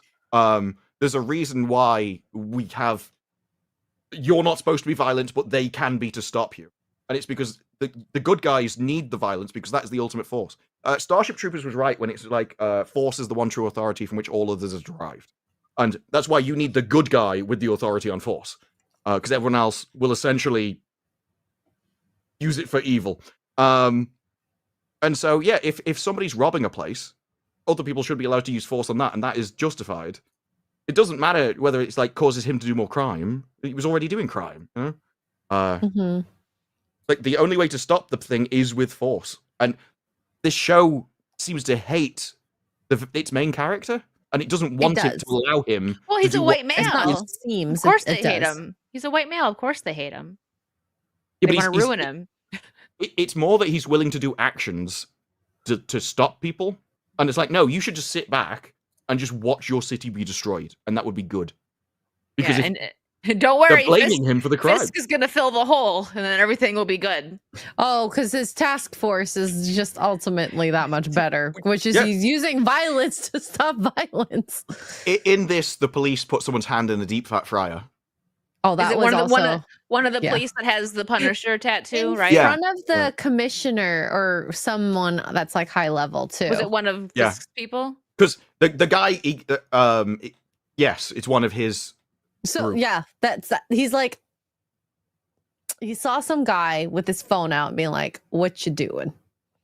Right, and being like, "That's not okay." So he goes and assaults him lightly, and I say this lightly because what he ends up doing is way worse. And whoever like the lead, I was saying commissioner because I actually don't know the title of his position. I think that is correct. Yeah. He goes, "What are you doing? We're not supposed to be doing that." And he's like, "I don't follow your orders." And then he goes and like, because he's like, because the commissioner guy saying you're assaulting him. He's like, "That's not assault. This is assault." So he puts his hand in a fat fryer. Mm-hmm. I mean, that I will say that was one of the like intense scenes. My concentrated because I was like, "What the heck is happening?" Well, yeah, I have no problem with a storyline about going, these are the bad guys that use force the wrong way. The problem is the show is all use of force is wrong all of the time. And like, well, what is the point of watching this then? You want us all just to sit down and sing Kumbaya and hope we don't get mugged? Is that your attitude? I know. I mean, that's California. If someone busts into your store and says, "I want a bag of chips and I'm going to take it," by all means, have it. Yeah, well, that was the attitude. It cost. You don't punch me. it costs more to put me in prison than it does to just give me the stuff. Yeah, maybe And that just was California's job. attitude. maybe just get a job and then you can buy your own snacks. Oh no, because putting him in prison actually it made it inconvenient for him to get his benefit. Oh, that's true. It Oh, wasn't gonna work.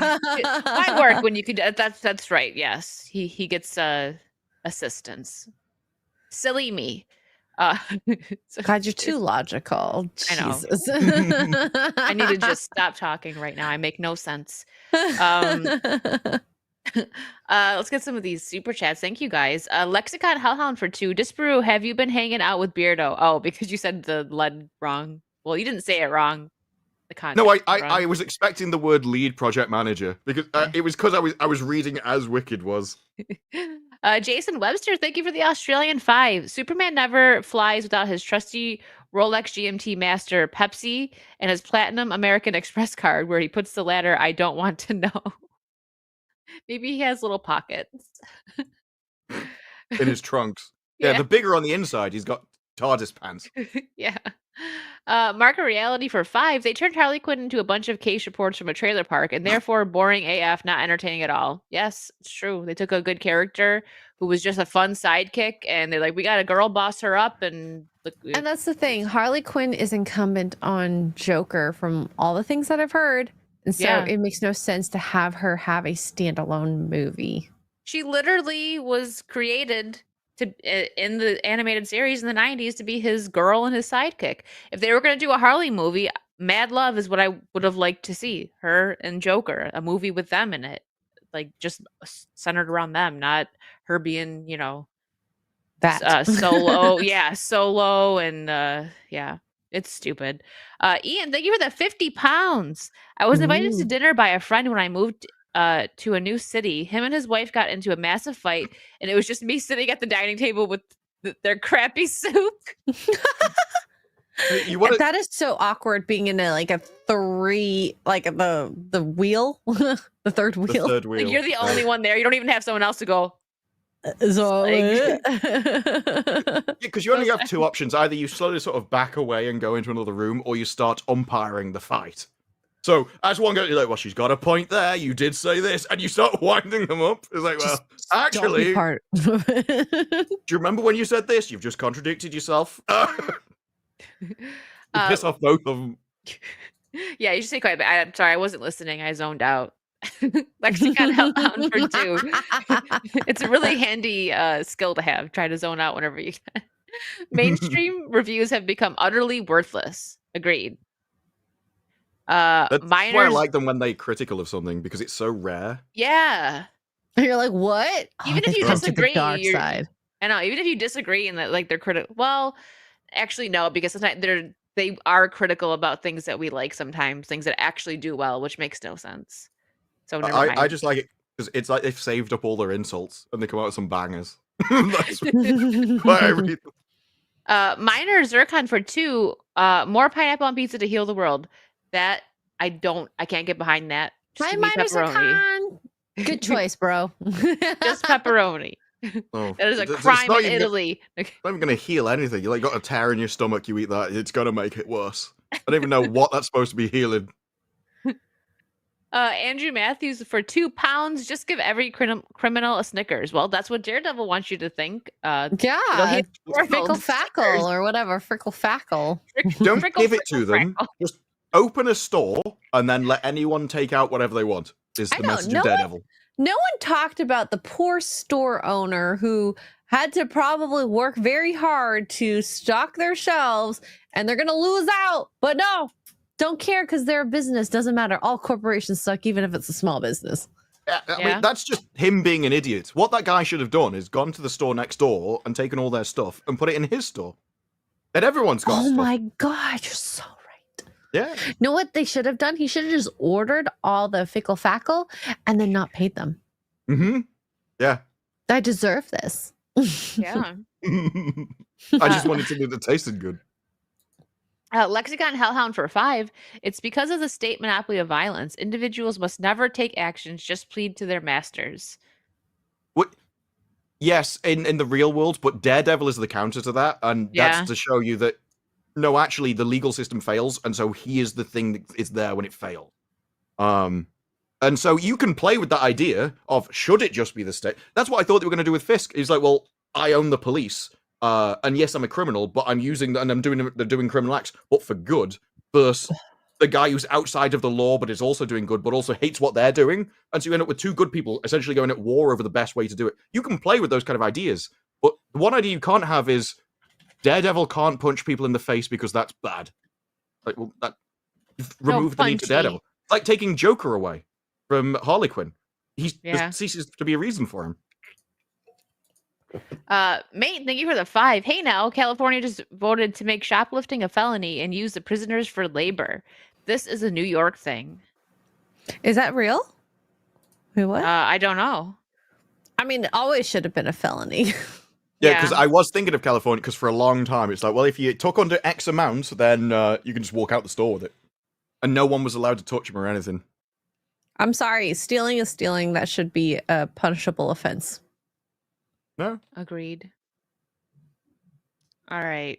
What am I going to pull up next? Let's do... Oh, wait. You sent the article. Hold on. Let me get that. The interesting thing about having Daredevil like be because you can't have Daredevil himself being like, well, I shouldn't be violent, because that'd just be stupid. You just end up with a load of people in his life henpecking him, telling him how awful he is, when none of them know he's Daredevil. And so, well, except for the White Tiger daughter, she seemed to talk to him. She didn't like, know either. But she just talks at him because the if script he writers was. know. Yeah, Just like, anything the script Daredevil, writers know, if you're writers know. listening, You should be doing something. The blind lawyer should be doing something.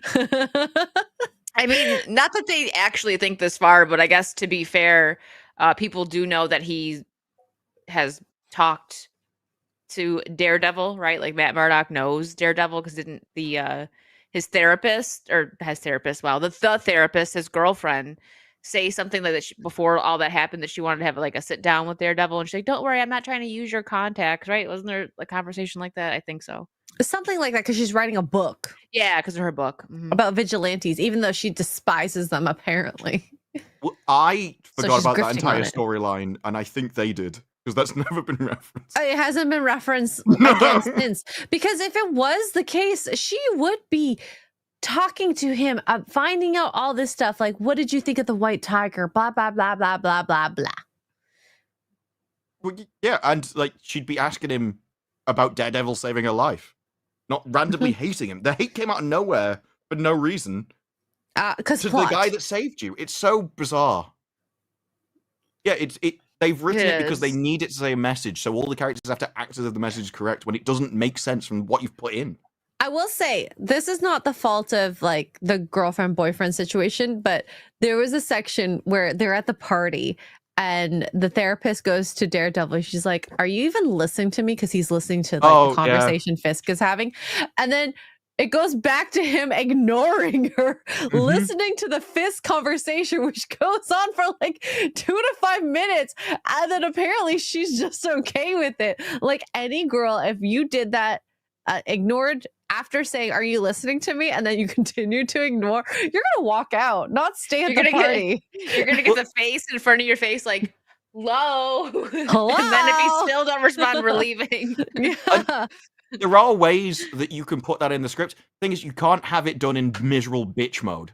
Like, the moment she came in and she starts attacking him and nagging at him, everybody switch off, everyone despises her. It's like, what are you doing? So everything else just comes across as, like, henpecking all the time. Especially after you've had her previously in the episode doing it. She should have gone even fuller bitch mode, but she didn't. So it's like, well, this is wild. It has to be targeted. Like, if she got annoyed just in that scene because he was ignoring her, you'd be like, okay, that's fair enough.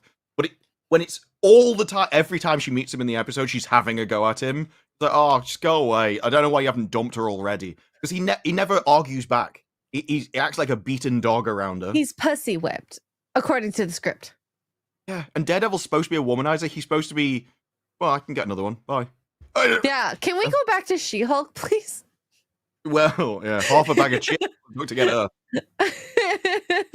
Unironic, She-Hulk is less insufferable than this woman. This is definitely a downgrade.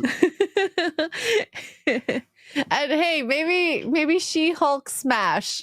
That's all he needs, okay? Well, it seems like She-Hulk smashed his spine out of him. Oh no. Maybe he likes it. It's fine. We don't kink shame here. He's just now desperately hunting for another dummy mommy. That's the only thing he's going around for. He He's hasn't just been gotta- the same since. Damn it, She-Hulk. I forgot about that because I didn't watch. Totally forgot that happened. And he does like the walk of shame. Yeah. Yeah. He's been pining for her since. Maybe she come back in season 2 and fix him. Oh my god. Please. I would rather She-Hulk and Daredevil together than these two for sure. Like I said, could cut the entire thing. Also, the in the end of the episode, he hears Bullseye's gun, whatever guns make. And then he goes and saves Fisk. Daredevil goes and saves Fisk. Yeah, he Yeah. literally dives in front of the bullet. And it's like, And Fisk Why? knows his wife did it. You can tell by his face when he grabs her, and you think, oh, he's Kills grabbing her to Foggy, take by the her way. out. No, Wait, he's Vanessa tried really getting angry. Fisk killed? Yeah, because she's in charge of Daredevil, and Daredevil comes to kill Fisk. And Such a ride or die. Bullseye comes to kill Fisk. Yeah, Sorry, Bullseye. yeah. But the fact that Vanessa would do what? What are they doing with her character? She's just getting like high on power because Maybe. she was such a ride or die. She was so in love with Fisk. and now That was season 1 and 2 and maybe 3 because I didn't watch 3. But that was an who unrelated cares? series. She's an independent woman who don't need no man. that's dumb. Because we've already seen her try and kill him, and he knows.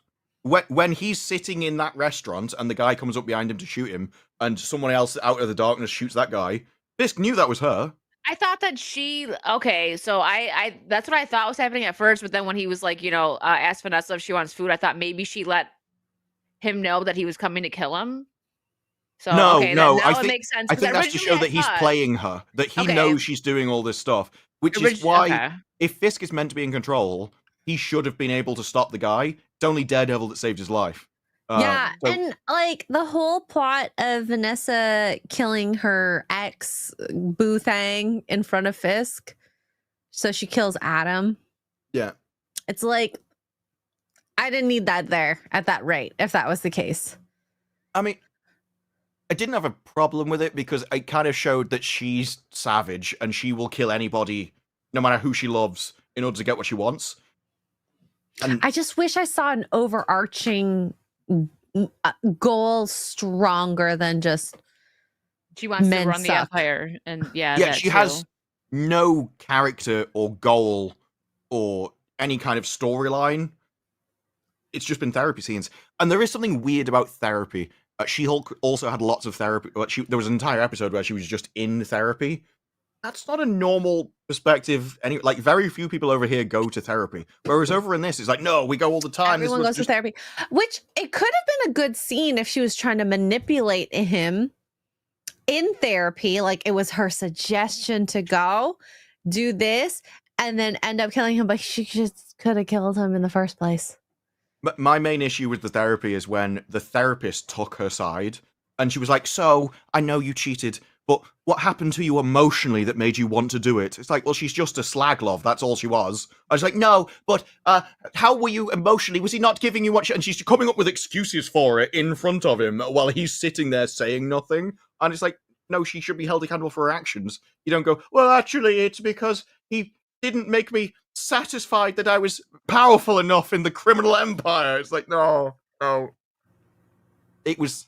You can't have therapists taking sides in those kind of things and care about everyone's emotions rather than the actual actions that happen. I guess that's the hard part about couples therapy is trying to remain unbiased. Don't have a woman do it is basically the thing. So the sisterhood will kick in and they will take her side. So that, well, obviously. And there's a lot of guys that do the same thing. If you see a woman slap a man, well, what did he do?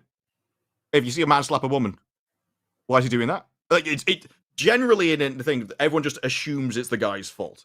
And so I think that goes along with therapy as well. I'm just not really sure it works as an idea.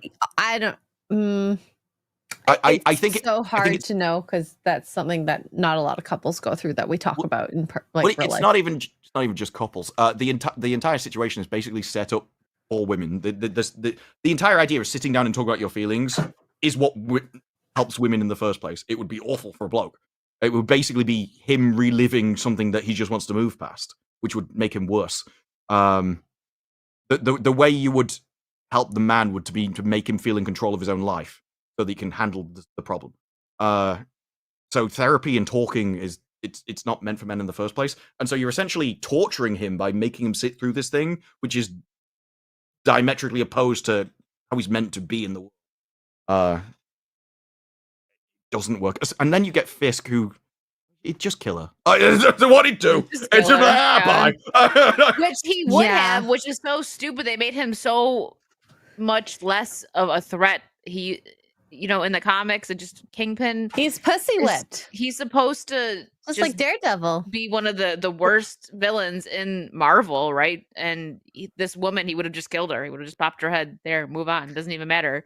His anger is supposed to get the best of him. We've seen it in the other series a little bit, like where he gets kind of blind rage, but yeah, they're not doing it well in this one. I do feel like, okay, if we isolate just the part where she kills Adam to, the part where he gets shot, that is an actual good storyline between the two of them. We don't need anything else past that. Yeah, just let it go. They are focusing too much on Fisk and Vanessa's relationship. This is a Daredevil show. We want Daredevil. Like, I agree with this brew that the St. Patrick's Day episode was really, I liked that one, and it focused just on Matt doing. Apparently, that's Matt really and Daredevil controversial. stuff. I was like, that's the worst It one. is. Like, No, a lot to of me, it was people easily like the best. it. A lot of people didn't like it. I did because it was an actual Matt focused episode, and he does Yeah. Daredevil stuff, and we don't get any of the stupid side characters. Mm-hmm. Yeah. It's definitely the side characters to bring it down, and it felt like a different tone where Yeah. he didn't have to apologize for being Daredevil. He wasn't whined at and complained at all the He time and saved stuff. people. He was like how Matt Murdock is supposed to be. He, put himself in danger to save innocent people. Yeah, and I know a lot of people didn't like the whole whatever the bank manager's name was and referencing Kamala's his daughter dad? and things. Oh Yeah. yeah, that thrown in Well, was like, okay, whatever. I didn't care for him. It I could've don't been care about anyone Kamala else. at all, so I can Yeah. just blank that It out. could have been anyone else. Spend the airtime doing other stuff. Well, yeah, but They to just me, wanted to focus on the bobblehead. They want people to buy the bobblehead. to me, that is the entirety of every single episode. Just people I don't care about, talking about people I don't care about, and whining at them. Yeah. Whereas at least he was like, "Look, it's my daughter. I'm really proud of her." Rather than, "Look at this miserable cow. All she's doing is this. If only she wins, I'm better than this." It's just every character is that whining, and I think the people that like the series are essentially writing their own storyline because they keep hinting that, well, Fisk has big plans for his wife. You know that's not going to pay off satisfyingly. It's going to be like Severance. Everyone's writing their own preferred storyline in the future. And you know it's never going to happen, but like, no, it's really good because this could be it. And it's essentially mystery boxing its own motives for the characters. I despise. Yeah. Let me get a couple of these super chats and we'll go on to another one. Minor Zircon for 2. Pepperoni. Ew, no. More pineapple, ham, and peppers. Yes. That Peppers. sounds like Sure. This should be a hate crime. that sounds like a sexy pizza and just one in my mouth. This Drew looks disgusted. Yeah. I'm offended both by the pineapple and the hatred of pepperoni. That was a double whammy. Well, I mean, I Yeah. love pepperoni, but pepperoni with pineapple and ham is Just get rid of No. the pineapple then. no. Andrew Matthews for £2. Thank you. Which is better, G20 or Daredevil? I didn't watch G20. G20. Ooh. G20 is so much better. You liked it? If we're It's more talking about entertaining. Born Again, yeah, I agree with G20. Yeah, but if obviously we're talking Born about the entirety of Daredevil, the first 2 seasons beat G20 out of the water. No, you can only really compare against Born Again.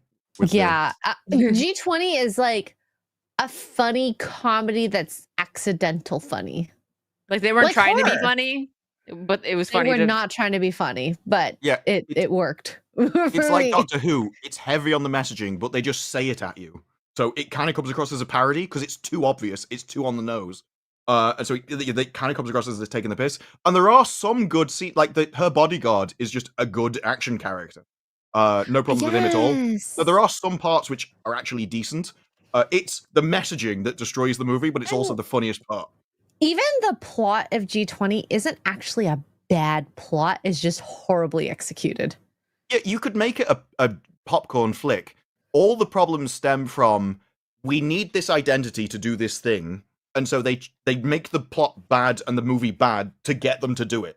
Whereas if you ignored all of that and you just cast people that belong in the roles, that are believable in the roles, it'd probably be a decent action flick kind of thing. And like, I like Viola Davis. Just this role didn't it wasn't believable. And she tried her best, maybe. I don't know what it was. It's not an action hit.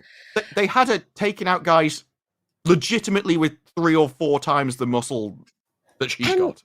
And there was that scene at the beginning where she was doing her little lesson or whatever, and be like, kick me off balance. And I'm thinking, we're gonna come back to this, and she's gonna use balance, kind of like how Scarlett Johansson, she doesn't muscle her way through all those dudes. She uses different types of fighting techniques to subdue them, and maybe even her own sexuality. Okay, that's fine. You got to use what you got. And she doesn't do that. It's like, what was the point of that scene? If you change this a bit, if you wanted a woman like kicking people's ass, just make her attractive. And yeah, she'd have to be young. So yeah, she couldn't be the president of the United States. I'm so sorry we've ruined your movie. But she could still be in there and just kick people. I was like, at least she looks good doing it. Like, imagine it was a bodyguard. Like, let's subvert all expectations, and that little bodyguard that protected Trump type of person. Maybe we could have done something with that, but no. I'm not sure whether to be a bodyguard, but you can get away with things like the father's trained his daughter because he cares about her. So he's been in the military and fought, and so he trained her as a thing. But they can't do that because then you'd have a father-daughter storyline, and they don't like father-daughter storylines because now we've got to have a single mum looking after them. So they've eradicated all the stories that would appeal to the blokes in the first place. That would be, you could understand it. It's like, well, if I had a daughter, I'd train her to defend herself, kind of thing. At least that makes sense to people, rather than whatever this is. And like Viola Davis, I didn't know she was so small, by the way. She's like, what, 5'3", Carrie said. I thought she was like 5'9", like some big black woman who was just ready to kick butt. The bit where she has Daredevil vision and people are coming from all around her and she's spinning 360 degrees and headshotting everyone like she's in a Quake game was so wild. Mm-hmm. I wish she was more buddy cop with the her bodyguard. I think that would have been more fun to see. Yeah, I mean, they had a kind of like a little bit a nice interaction as it was. It wasn't buddy cop, but you felt like they actually cared about each other and she appreciated him essentially dying to save her. But because he was the one that really suffered through the movie, you just kept going, I wish he was the protagonist. I wish we followed him more. Because she just, I'm so amazing, I can do all of this, I don't really struggle. Whereas he's dying to save your life. And that's just a more fulfilling story. The amount of affirmations that came from so many different characters was like, it still is the whole, I need to be told by several people that I'm amazing, which I think in some scenes you could tell already. Oh, sure. She just killed like 10 people. She's amazing. Okay. I don't need to be told twice. When they were introducing the woman who was the head of the IMF, the monetary fund, not the spy agency, and they even go, that makes her the second most powerful woman in the world. Behind you, and it's like, you can't. And that IMF woman's, her story arc is legitimately, I'm being held back by my high heels. I think they give me confidence, but really, I have to become confident enough to throw my high heels away, and then I'll be a true woman. Honestly, like, okay, I think a lot of women, we can relate to the heels thing, okay? If I was being shot at and had to do a lot of things like that to protect myself, those heels would have been off long ago. Yeah, but I think her story was, well, now I can just wear flats when I'm in a business meeting. It's so it's kind of, I can appreciate the message of you need to become confident in yourself. It's just when you're talking about shoes as the main driving force of it, it comes across as so basic. But the thing Because you're is, talking you about the thing chose to rather than wear the the idea. shoes. You don't have to wear the shoes, okay? Anyways, this is coming from girl to girl, okay? You don't have to wear those high heels with the extra platform on your toes, okay? Oof, You could have yeah. just worn 2 to 3 inch pumps. But Those are no, fine. you decided on the 6 to 8 inch pumps with the extra platform on the toes because you wanted to look hot, okay? We all know why you wore them. The weird thing is about what you've just said, that could be noted down, put directly in the script, and it wouldn't be out of place. You could have had somebody telling her that, and it would have been like, yeah, this is as on the nose as what they've been saying. But I mean, I like wearing pumps, okay? It makes your butt look good, okay? I thought that's what the heels were for. Exactly. You know what's Wear the funny? high heels. But like I said, if I was in a situation of life and death, those heels would have been off long ago. Not and- like- If you're kidnapped, having your butt look good might be the only reason you survive. If anything, I'd be keeping those high heels on. That's your best chance. You're not going out and like wiping out 10 guys with guns. I thought it was funny at the meetup how many people were like, wow, you're really short. And I'm like, and I have heels on. well, Wicked is super short. I like being tall because then I don't wear heels. I prefer it that way. Because I like being comfortable. I'm at that age. I'm old. What the hell? Whatever. I like Be heels, like Tom not Cruise. like you said, He's 2 short and inch, doesn't care. not the Exactly. ones that like have you on your tippy toes. Maybe sometimes, but not to kick butt. Like I'm not Yeah. party shopping and kicking people. My favorite 8-inch heels heels. when I was in like 18 to 24, and this is why I say I understand this. They were 6-inch heels to 7-inch heels, and they had an extra 2-inch on the platform Just on the for me. toe, just to make my butt look good. And so, My shoe kept a couple of inches from me. yeah, because normally even 4-inch heels are really hard on your toes. So to have that extra inch, oh, This is why the storyline shouldn't have been in the movie. I am already like dying. I'm like, oh I'm god, sorry. this is way too in depth about heels. This is why that messaging is totally for women because we understand. Yeah, But I all the wouldn't have entire that in movie there was. for men. For instance, Yeah, no. there's a bit where she's just wiped a load of guys out, and the kids are looking at her on the camera, and a guy stands up and gets ready to shoot her, and she just elbows him without even looking at him, and the kids look to each other and goes, "She could have done that to you anytime." Like he could have shot you in the back anytime. He didn't have to stand up to use his weapon. And her kids, they just need a slap. That's basically it. They need some actual parenting in their life, but they're treated with kids' gloves and just allowed to do whatever they want. When they questioned her, it'd be like, you don't have your house in order because her daughter went out to go Yeah, party because she's legitimate underage question. and she kind of like Secret Service and they got caught. And they're like, you don't have your house in order. How can you run a country? Mm-hmm. She walks off. Doesn't answer it at all. And that happens multiple times. I'm setting up a cryptocurrency to give all these people free money. And the guy goes, "Where's the money coming from? Don't you take us, like, distract from my agenda," and walks off. Like, every time. Like, no, these are good questions. Hey, and the thing is, like, it doesn't matter man or woman. This is actually something that happens in politics. If you don't have your family in order, if your wife cheats on you, if your husband cheats on you, that affects your platform politically. There's in quite a few shows and stuff, they've been like, no, you can't be the leader without getting married. And if you look back, there are quite a few leaders. I think we had one recently where they get married a couple of months before they start running to lead because people just won't vote for a single person. And like, Mhm. well, Yeah, Because it's they more won't. erratic. it's not even just that. It's how do you expect to run a country when your entire life isn't like the a commitment.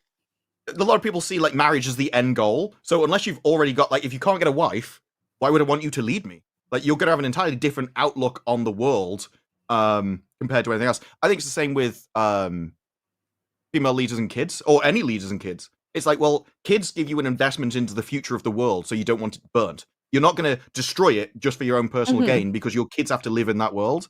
And so it gives them a bit more investment in the long term than just I Yeah. want money now. So I do think there are some things that leaders should be, and I think married with kids is a good start. Yes. Agreed. All right. So on to the Fantastic Four stuff. Oh, Ugh. Oh. Speaking of kids, possibly, who knows? and coming So- straight off Doctor Who and G20, this just seems like more of the same. And Daredevil, more of the yeah. same. Yeah, it's all they're not they're not even being original with it anymore. It's very boring.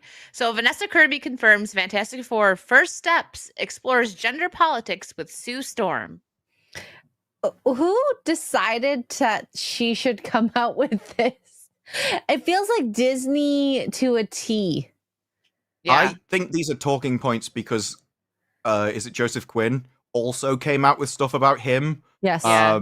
And he's supposed to be this like male bravado, like Mhm. sexy icon, but he's And not so- supposed to be. For both of them to come out and say essentially the same thing from their respective characters seems like talking points, which means Disney haven't learned at all from Snow Yeah. White. This is the same No, kind which of is stuff. crazy. He said this version of Johnny is less callous with other people's feelings. It's Okay. worse than that lower down. Yeah. He talks about how. There you go. No, you've scrolled past it. I think This it's the right second here? paragraph. No, Right here? top. No, second paragraph from the top. He was branded as this womanizing. Third paragraph. Oh, right here. He was branded as this womanizing devil may hair guy, but is that sexy these days? Yeah, I don't think so. I think so. This version of Johnny is less callous with other people's feelings. No, but the crazy part is girls. Okay, girls. How many girls are in the chat right now? How many girls have Probably at fallen least for the 3. bad guy? Oh Including yeah. Wicked. Oh, Yeah, I was talking about the everyone has. fantasy novels. They're all falling for the bad guy. And all The they days want- of the prince coming to save them are long gone. Is literally they want a guy who can get down and dirty, and has the confidence, and like it just these And femme is on death row. betas. Well, maybe just don't do it for them. Nice guys finish last for a reason. Okay, they don't look at the. Not I think typically. you also hit it on the head here, though. That again, this is from a woman's perspective. Like, is this sexy? I don't care. That your character shouldn't be bothered about what's sexy to the female audience, which is a minority of the audience. Is it cool? Is what you're acting like appealing to men? Because if it appeals to men, it's probably going to appeal to the women anyway. That's why the men like acting that way, because it gets the women. And when they say, well, he was branded as this womanizing devil may care guy, well, yeah, that proves that the women likes it because that's how he became womanizing in the first place. So now you're going to change him from what worked to something that didn't because you think that's sexy. Like the thing that puts off women is the sexy thing to do is essentially what I said. And then Vanessa Kirby says, meanwhile, when Kirby took on the Invisible Woman, she went into looking to figure out how to make her feel less of a doormat than she was in the actual 1960s. Listen, in the 1960s, women were pretty much just housewives. Does it make you a doormat? That's where I'm gonna. This is where this is going. It seems like she probably just took care of her family, and she's like, well, not a doormat because they don't want to push that narrative anymore. It's like having kids and taking care of a family. No, that's not good. You're not a strong woman if you do that. You're a doormat. You 9 to actually 5 in have- an office. You actually have a lot of power being the woman of the house. And I think that Yeah. we have forgotten this lost art of power through subtlety Mhm. and maybe a little bit of manipulation. We still technically do it, okay? I've seen you with your crocodile tears out there manipulate men into doing things. But it makes sense, right? From any evolutionary perspective. If you've got a person that's just can dominate you in every way because they're just physically stronger, so you can't use force, you have to evolve ways of getting what you want indirectly, more passively, which will always come down to manipulation and stuff. But it's not like he doesn't know. It's like It's if okay. you're his wife I'm and he's fine. giving you what you I'm want, so fine right now. Oh my god. It's so like he could stupid. always tell you to go like jump off a cliff if he wanted to. He's choosing not to. And that was there was always this not camaraderie, cooperation. I remember my granddad used to go to work, and then when he came back, he'd just hand the wife the pay packet, and she distributed it around the house and bought all the stuff. So she was in control of the money. He just earned it. Like, well, if anything, that's the powerful position of the household. But she'd do what he said. So if he was like, "No, we're not buying that new sofa," she didn't do it. It's very weird. It's all my way and none of yours now, which I think is what you're gonna get with this. And the point with Johnny that actually was making is not that like grown women want a bad boy that acts like a jerk. No, just the point was is that at some point in every woman's life, they probably have fallen for someone who may not have been great for them. And women prefer someone that's going to be more, that's not going to be sensitive and a crybaby and, someone that's more manly. That's it. And it's like they're trying to take that away. And like Disparu said, he doesn't need to play this role for the women. He needs to just be a cool guy. Guys are supposed to like him in comic books. I mean, guess what? Unattainable is also a very sexy thing. He doesn't have to be this anti-male type. Yeah. In order to be hot. The thing is, not at all. Like, when Superman existed, they didn't go, well, we're going to make Superman what the women want. No, he's a male power fantasy, but women like the male power fantasy. You don't have to ruin characters to appeal. The women men like strong men because they were like, well, that's what I want to be and aspire to, and the women like that anyway. So you kind of get Aquaman. No man has a problem with Aquaman, and the women turned up anyway because it's a Jason Momoa in a skin-tight outfit. This is not a complex audience that you have to put deep philosophical arguments into your movie for. You just make him save people, be strong, a male power fantasy, and they'll like him in the first place. And this, she says, if you play an exact 60s suit today, isn't this movie set in the 60s? Everyone would think she was a bit of a doormat. Not if you are playing somebody from the 60s. If you're it's a time period pieces. That makes me so mad. It's annoying when they do it now, but if you're doing modern, okay. But when you're doing a period piece and you got to throw modern social and politic issues into it, this is going to be an annoying. honor period piece. Yeah. So figuring out how to capture the essence of what she represented to each generation, where the gender politics were different, and embody that today was one of the greatest joys of this. Mm-hmm. So you're going to go in the 60s and bring gender politics and all this bullcrap that we got these days into the 60s when they didn't exist. Got it. This is just going to be the Invisible Woman, the worst of both worlds. It's like, I wanted you to be seen and not heard, and I got the opposite. Yeah. Let's see. We're in our own universe, which is wonderful and liberating. Yeah, sure. Says no Easter eggs. All right, I think that's it. This is very much about the spirit of the space race. It's not about JFK and optimism. Oh, because the 60s were big. Okay. Okay. Anyways. I love how they think the space race is about optimism. That you are really rewriting history here. The space race was because of the Cold War, and it's like, we've got better missiles than Russia. That's what it was for. Yeah. But it wasn't particularly optimistic. I just hate, I love period pieces when they're done well. But when they take modern politics and throw it in there, it's so stupid because it didn't exist then. So just if you want to make something modern, then put it in modern times. Like, make something new. That there's a thought. A different set of heroes that didn't have a legacy to uphold. Because when you hear about from like nerds what Fantastic Four was about, it was like family, and to hear that it's turning into these different iterations of these heroes. It's like, we don't want different. You keep doing this. Why do you keep doing this when you know it's going to fail? Well, I don't think they do know it's going to fail. I think, especially like with Minecraft, going back, nobody talks about the problems. It was still successful because of the IP. And they're always searching for that IP that can carry it anyway, because they want to feed you the message. They're just trying to find a delivery mechanism that you'll accept. But if it even works one movie, the second one, it doesn't work.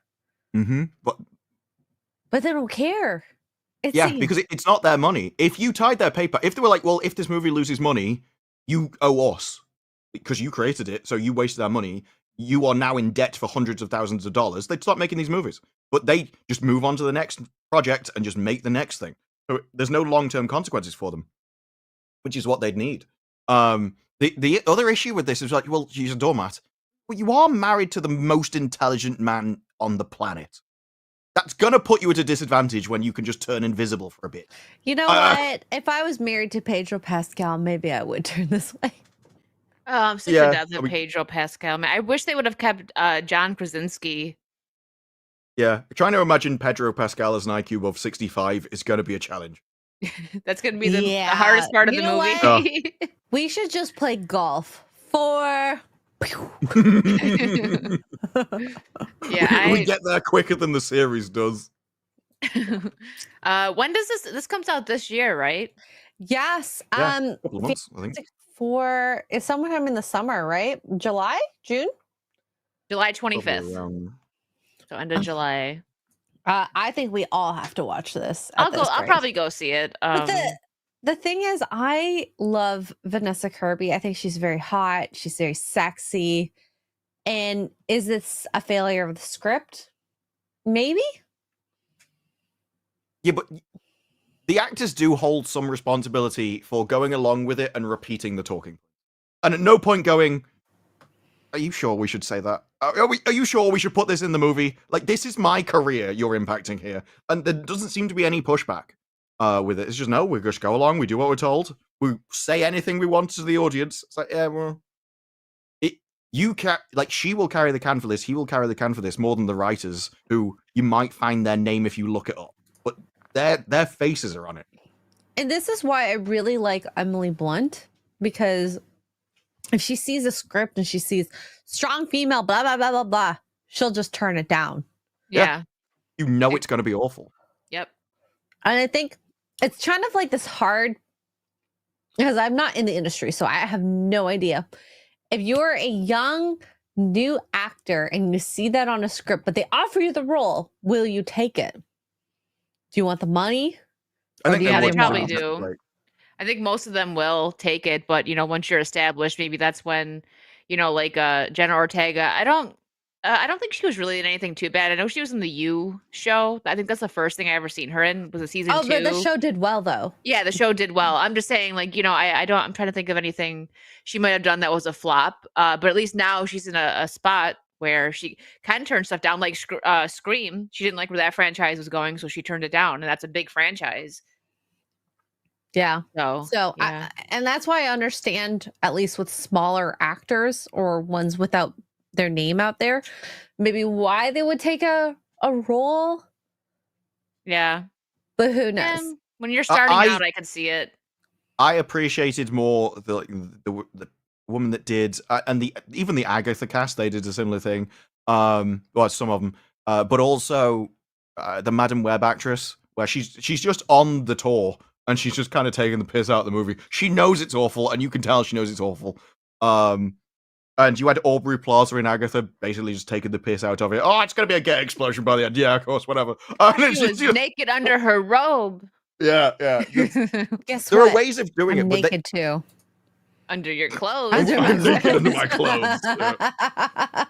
That was so I'm not stupid. wearing socks. It's like, Whoa, Guys, guess calm what? down. I'm Tara's not gonna go wearing wild. underwear. Under my underwear. but yeah, the actors in this, there's no hint to it. They say it completely sincerely. It's like, yeah, of course, we need to not be men anymore. We've all got to act like Sue now because she's the leader. It's like, oh, it's not. There were a lot of people excited for this movie. A lot of people liked the trailers. They were giving it a chance. All went out the window with this. I saw so many people go, I don't care anymore. So this is all it takes. That's a good point. Mike says a lot of actors don't want to join Disney now because their contracts lock them out of projects for years. Yeah. I mean, think of an example is like Miley Cyrus. You see a bunch of like the Disney girls that go crazy for a little bit, but then like after a couple years, they're back to normal because that's how they get out of their Disney contracts. They ruin their image, like being like a bad girl Like or whatever. Amanda Bynes. Oh my god, She was looks Nickelodeon. scary. She was Nickelodeon, but I think she just generally got messed up. Her story is crazy. Her parents threw Crazy. her in when she was very young. We had a thing like that long ago in the 80s and 90s we were doing that, where you'd have children's TV presenters, and the way they signaled, no, I want an adult job now, is they just go topless in a newspaper, and that would be the shoot of going, I now present adult television. They had to kind of go through the trial of going, can't do kids shows anymore, not after that. Oh yeah, same with Wow. Game of Thrones. Launched loads of careers, except Oh yeah. Kit Harington hasn't done much, has he? He That's was because in. he's insufferable. I hated him in Game of Thrones. He ruined stuff for me. He ruined the Spooks movie for me. I can't stand This him. room made sure he didn't work again. He was like, "Listen, that was all me. I wrote letters." I wish. I would have gladly taken responsibility for that. You I know couldn't what though? stand him. Game of Thrones launched a lot of careers for B-type characters, not the primary. Yeah, that's true. I mean, even has Amelia Clark really done much? Mm, I I mean, mean, she did do stuff, but I just mean like as of lately, what has she done? Trying to think. She Off the top did of a my few movies. You know, she did that one Christmas one last Christmas that I Oh actually yeah, she kind was of in like. Secret Invasion. I wiped that Oh from my yeah, memory. that's true. alarm! Yeah. She's now the most powerful person in the MCU. Everyone she's probably never gonna be back. Movies, if I remember correctly. Wasn't she like Sarah Connor or something at some point? Oh yeah, was it? That was a long time ago, though. Yeah, that was a while ago. But it's really funny because like she can't. Sorry, she should not be an action star. She's too tiny to be an action star. Are you having fun Doesn't over there, look Mike? Mike, what's going on here? I don't know. But yeah, she hasn't really done, like, 2019. Where was Game of Thrones? Okay, so Game of Thrones ended in 2019. She did 2 other things in that year. Nothing till 2022, where she did things I've never heard of, like a theater production. She voiced a character. The Pod Generation. She's holding an egg. I don't. I think it's about making babies out of eggs. Like actual big plastic eggs. Like I mean, chickens? eggs are babies, aren't they? Chicken No, babies? No, I mean a big egg. She's holding a big plastic egg that I think they just crack it open in the supermarket and get a Jason baby out. Momoa is a big one that launched his career for sure. He's still working. Jason Momoa's career was launched from Stargate Atlantis. That's where he got known. And then went into things. She was in the Solo movie, but that still was a while ago. Yeah, That was all before Game of Thrones. After Game of Thrones, nothing major except Secret Invasion. Yeah. So yeah, not a lot of them are really doing much. She was in Thunderbirds Are Go. She voiced Doyle, whoever that is. She's done more voice actress work than anything else by the looks of it.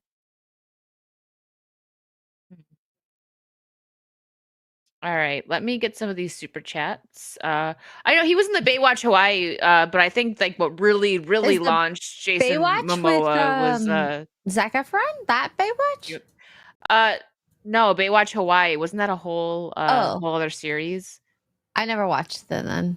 Yeah, I mean he was in other things before Game of Thrones, but I think that's just what really launched him. Ian for 50 says, my point is she wouldn't have done anything if she hadn't done Game of Thrones because she can't actually act. Thank you for the 50. Yeah, well, she also, you know what? She may have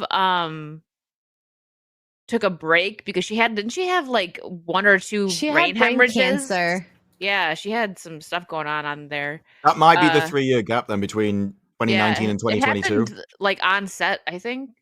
So yeah. Sophie, before Sophie Turner went crazy, she was so hot. Great legs. She doesn't do much either. Was the X-Men, the Phoenix, the last thing she did? I don't know. So. I mean, I don't know. I'm kind of surprised by his comment in the first place. Like, anyone you could have picked, you're like, no, Sophie Turner was hot. Like, what? Listen, Mike likes what he likes, right? He did a Joan series, 2024, where she was the main character. That was so big, I'd never heard about it. It's on BritBox, and no one heard of it. Oh. The Staircase Survive, Broken Soldier, The Prince. Yeah, I've never heard of any of these things that go back to Dark Phoenix. Yeah. Yeah, and she was married to, was it Joe Jonas, but they divorced after they had a baby. Joe Weirdly, Jonas? she's No, done he's only more been work. married once to Yeah, the Indian Sophie chick. Turner. Wait, that was the other one, not Joe. Then it wasn't Joe. No, He's wait, married to sorry. one of Nick them. was married to the Indian chick. It was Oh, Joe. It was okay. Yeah, Joe. Joe. Okay. No, they got divorced, and she Yeah. went and became best friends with Taylor Swift. They do that. I mean, she makes the best songs breakups wise. All right, let me get some super chats. Like what Mate, you'd do thank if you broke up and you knew Taylor Swift. You'd just be like, "Can you come You're just over and sing at friends. me, please?" Please come sing at me. I Sing a live said. concert. just of put her in a Serious corner. Song. Just put her in a corner. Wait, didn't Taylor Swift You're just date there the crying. Jonas brother? And he I broke don't up with her know. via voicemail? I think I vaguely remember that. Possibly. I don't know, man. Taylor Swift has dated quite a few. She's got a lot of albums. Thanks to roster. all She of has her, to, yeah. all her breakups. This is why, it probably is just a theory or whatever, but I wouldn't be surprised when people are like, well, she has contracts with people to be seen out in public so that she can break up with them to make an album. Because that makes sense. Because otherwise, if you married somebody, does. that'd destroy your career. And she's like over a billionaire now, isn't she, I think? Oh, yeah. There's drama going on with her now. Like, she's like suing Kanye or something. Oh, well, I Cease and mean, desist, or Kanye not suing didn't him, but cease and desist because he like help either. Oh yeah, well himself. Kanye's gonna Kanye though. I mean, Did you see what he tweeted recently? no. He should be not allowed to tweet. To be Well, he honest. said something along the lines of, One I second, just mate. like giving them money. Sometimes I don't even need to bang them. I just like to hear them scream when that 100K hits their bank account. I was like, what? What? Well, like I I said, saw that Kanye's today. gonna Kanye. I'm not surprised. So yeah, Taylor Swift has issued a cease and desist to Kanye West after his rant on X accusing her of sleeping with Justin Bieber and Harry Styles. Oh, that was the thing. Jay Longbone retweeted it with, I take back everything I've said. Here's my Cash App. I was like, Here, real quick. This was it. Where's the actual tweet? did you check the tweets before you pulled them? It's edited. It's fine. It's not his tweets. I didn't pull up like his. It was actually someone I was else. going to but say, yeah. you never know what he's going to tweet about. Yeah, no, I wouldn't have. Anti-Semitism and all. Yes, he does do that sometimes. So, oh yeah, super chat. Sorry, mate. Thank you for the 5. Yeah, the state government made it so shoplifting under 1,000 was okay, but the voters walked that back. Hail direct democracy. Yeah, good. Mate, thank you for another 5. Hopefully the finale has Fisk throwing the therapist off a roof. I wouldn't be surprised if the wife gets it, especially after his fate. When Do you he think gets the wife is going to kill Fisk? No, I think he might do the wife. I hope so. She He deserves it. should. The only way you can wrap this up to be even remotely satisfying is if he's known all along and he wants something from her and then he just kills her. Like that has to be the storyline. Because it would be such a power move to be like, this is Adam. I've kept him all along. And to see her loyalty, she kills him. And then she still has this done in the end. Is like, how are you going to kill her in a satisfactory manner that is good for the series? And then Daredevil and Fisk, of course, have their big. Well, they set it up, and this is what I mean about people are writing their own storyline, because I have the entire series. Because there's a line in the first episode where she goes, oh yeah, well, you scared them, whereas I keep their loyalty from money. People are always loyal for money. And he just looks at her as if, you insane bint.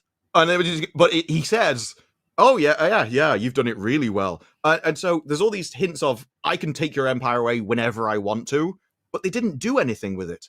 No. And so I can only hope that they were setting something up and not just left a loose thread there. But who knows with this show? Yeah, I'm not gonna bring it up, but more on the Kanye stuff. His new album coming out. The names of some of the songs are like just. I mean, his tweets say it all. Okay, you don't even have to look Yeah. at the songs. Like The songs are some of his tweets. Yes, we've seen some of those words in his tweets. But it wasn't just that he said it. It went on for like 72 hours solid. And he'd wake up and just start immediately. And it was... Well, yes.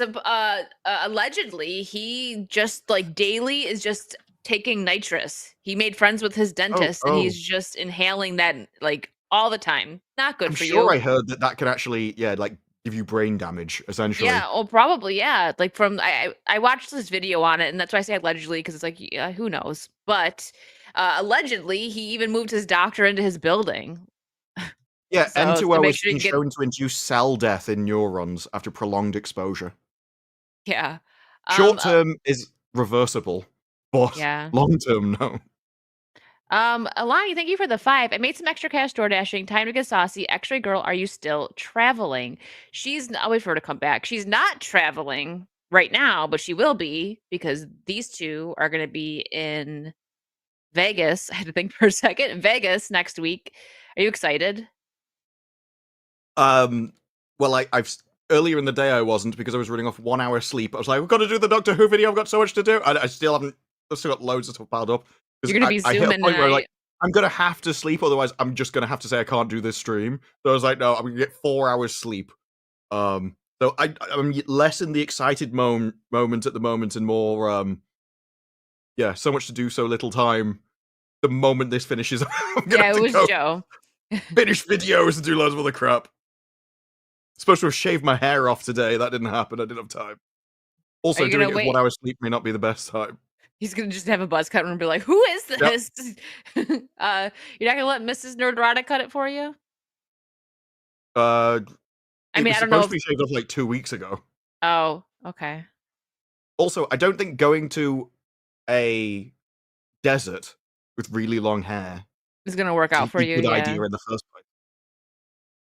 Aw, Mike, I'm sorry. Maybe next year you guys will both This is the be at second time as well, MegaCon. 'cause in Orlando, he's go to Orlando, and then just before, it's like, I can't go now. Well, maybe I met Mike my first meetup in Orlando, which was like probably like 4 years ago now. 4 years ago? No, that was like, what, 3 years ago, wasn't it? 3 or 4, something like that. Because I went to this one, missed the one, but yeah, it was 3 years ago. You're right. Sorry. Yeah, no, I love Mike. I love this bro. I want y'all to meet. Minor Zircon for 2. Heels should only be left on in adult films. Jason Webster for Australian 5. Coming soon, unfortunately, from Marvel Films, Fantastic Four, starring miscast Pedro Pascal. See it limp into theaters with its virtue signaling. Yeah. You know what? He just needs his hand held by Vanessa Kirby. That's everything about him. Even Oh, in his yeah, actual that's real right. life That was persona. her, wasn't it? That was her that he was like, Help me. Please tell me hold your hand, mommy. Have you seen the pictures where they were like, Pedro Pascal disproves toxic masculinity? Have you seen those? Because he's a zaddy. No. Hang on. I'll see if I can find them. Oh, I don't know what these ones are, and I'm kind of scared. Yeah, Steph, Mike isn't going to Vegas. It makes me sad. It makes me so sad. I know. Maybe I've been next trying to convince year. Mike. I'll put him in my suitcase. I don't think his hair will fit. That's true. That is very true. I will wear my little Hello Kitty. It's cute. My Gary hair is- Thomas for 5. Taylor Swift dated Nick Jonas. Ironically enough, talk about Nightmare. Your ex-girlfriend, Taylor Swift, and ex-wife Sophie Turner becoming besties. Sorry, No, it but was Nick Joe didn't Jonas, but Nick my point didn't stands. Yeah, Nick didn't date. Yeah. yeah. So Gary corrected it. You just have to super chat the correction, Sorry. but thank you. what's Oh, this? th- So, What's this? this is Pedro Pascal is being praised for non-toxic masculinity because he's gay. That's basically the storyline. If you go through, Because he's always, gay. No, he is. You cannot Pedro? convince me he is. I can't. You will never be able to convince me he isn't. Like, there's all these pictures of him, and you're like, okay, that's taking a photo. He put his arm around. It's a bit weird. He's holding his hand, but we'll carry on. He's hugging somebody else there all the time. Yeah. You're like, well, this is normal. Fair enough. You can make excuses. Don't know about that one. That one's a bit weird. Mike and Disparu should recreate this picture when they meet. I think so. You know what? It's such a thing. Like, his first role that I saw him in was the Prince Oberon in Game of Thrones, who Same. was not straight. He was actually bi. He was pretty flamboyant. Yeah. Fits with him.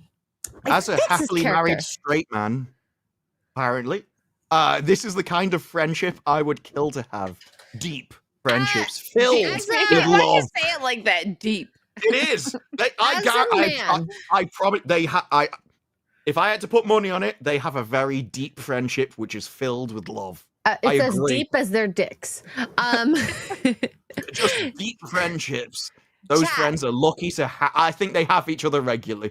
Do you guys ever, as straight men, and it's He's fine, biting maybe his gay ear. men, Oh, do you hug your male friends like this? And do you do things like this with your male friends? hey, look, Serious question. That is a perfectly straight man in that picture. It's, Obviously.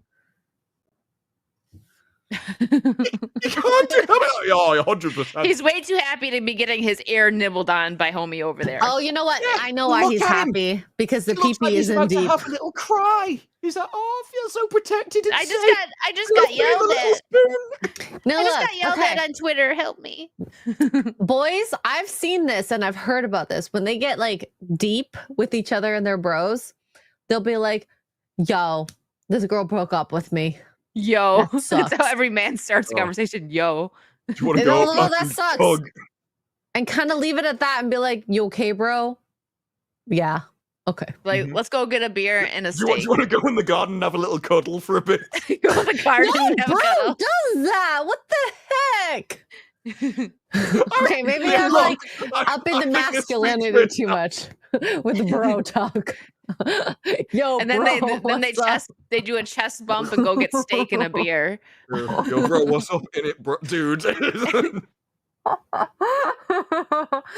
But hey, at most, maybe they'll give him a bro hug, which is just like a quick, like, maybe I- 2 seconds.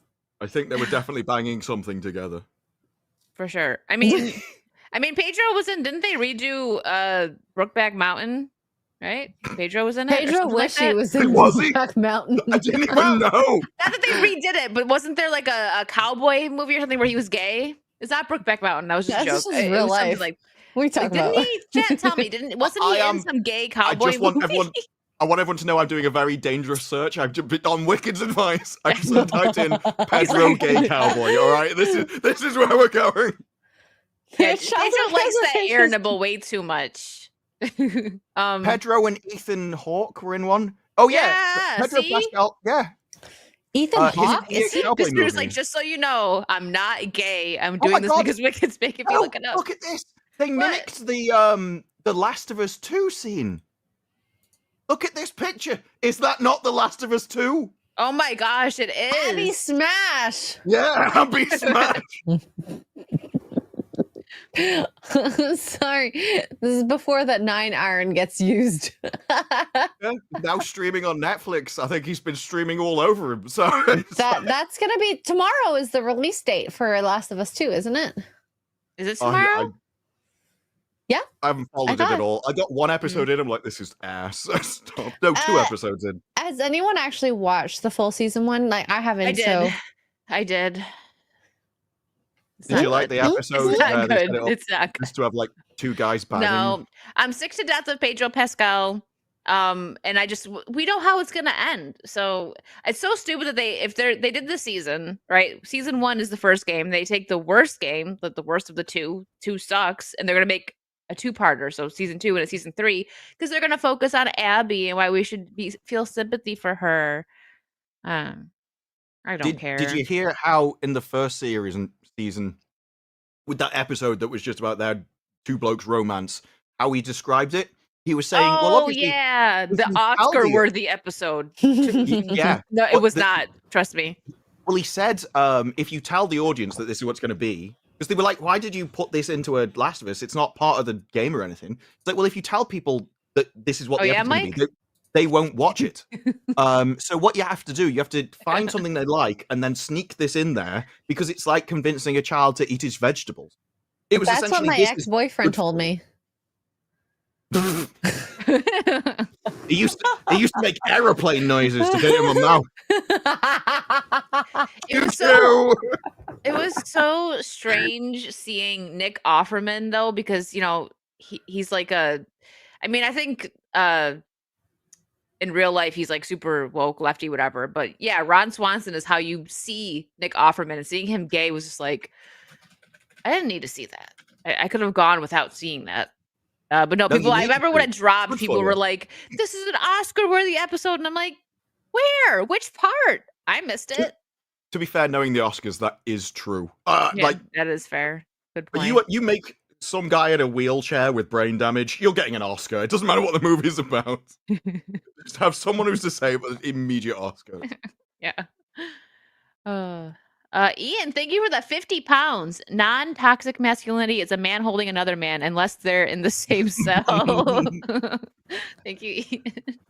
It's like That's called grape. Minor Zircon for 2. Disparu, ever played Gay Chicken? Is that a game? Oh, No, that Gay is Chi- game. Oh, no. I I was have thinking, heard I'm like, that is that people an play this actual in the video game? military. Yeah, I it think went over you my just head. are. I think if you are doing that, you just are. It's like, no, let's you leave know chickens what? out first. So there I was inside him. I'm like, well, I won. It's like the most stupid game ever. I could play gay chicken. I'd probably win as a girl. I don't know. I mean, that's now you're just flexing. That is the problem. It's like if Pedro Pascal was playing it, I don't think like what you're trying to prove. You're just doing what you would anyway. You know, it has to be. There are some people more equipped for this challenge than others. That's funny. Okay.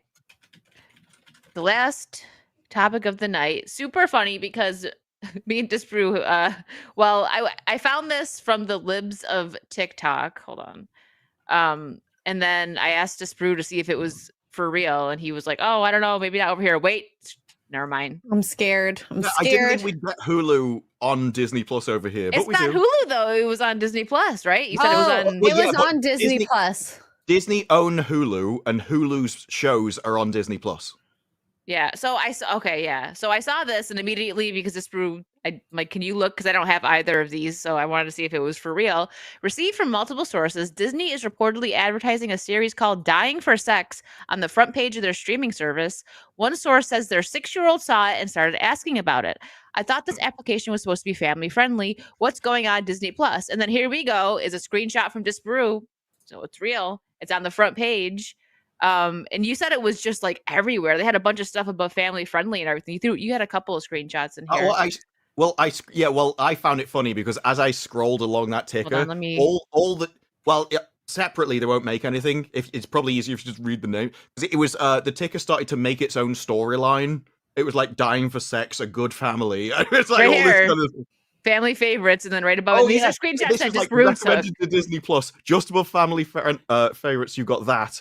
Then there was Right another above one about like Mufasa. a weed store. That was a different show that I found on Disney Plus. That's there. Yeah, there's you have loads that of them. one. Where is it? And I know their response will be, well, there's an age rating on accounts. It's like, yes, but as that woman proved, she logged in with her account, and now her child saw it because it was on the TV.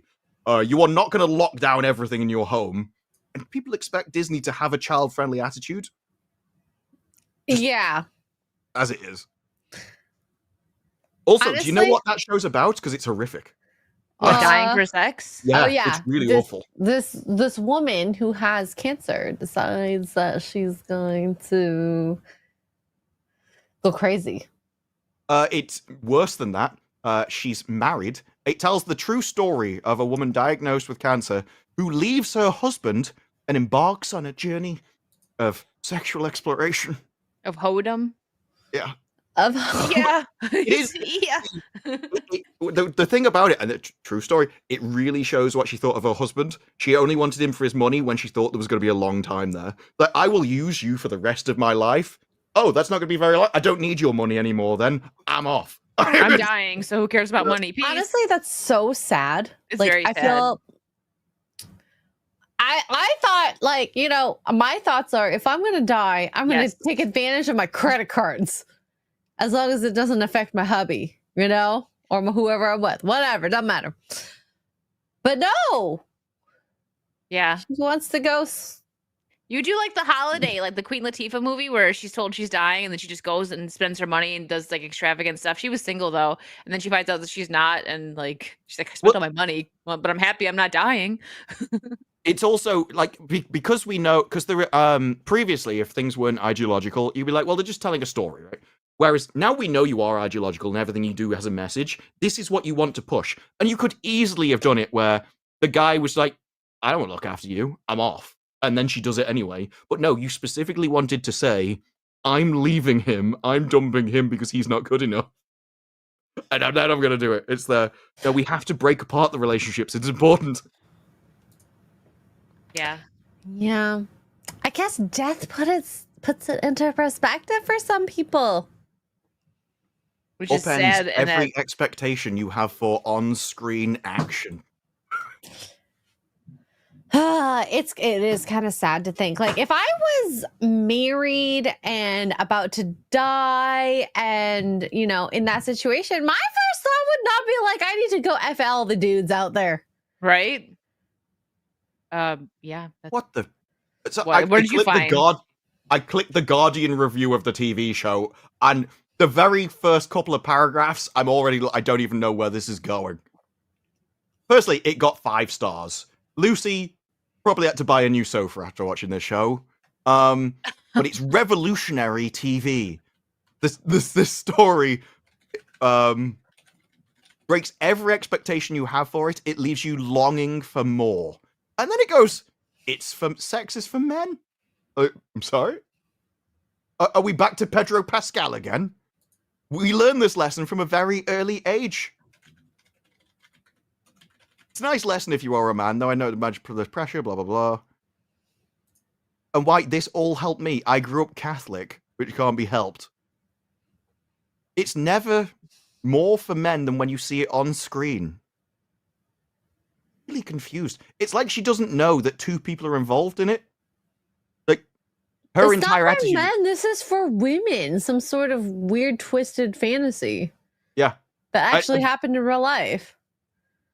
This is the story of the difference between when it was made for men, it was about happy families and kids, and when it's for women, it's like, hey, I'm just gonna go on a train. Death puts things in perspective, and I guess for her it was like she actually was not in love with her husband, which is really sad. Yep, She sees doesn't it's call this right a there. Hulu series. Yeah. Mm-hmm. Fateful call from a doctor, beset by things. I do like the word sexcapades. Oh, I've used that word before. Okay. Maybe. I'm not sure how far we can go down the Yeah, we want to be careful on that one. I didn't even read it. Okay, that's cool. All right. Yeah. Yeah. She's almost brave enough to bring it to a hotel room on through some dates via a leather app, shall we say. A BDSM. Wow, so she's really going for it, huh? Pop play.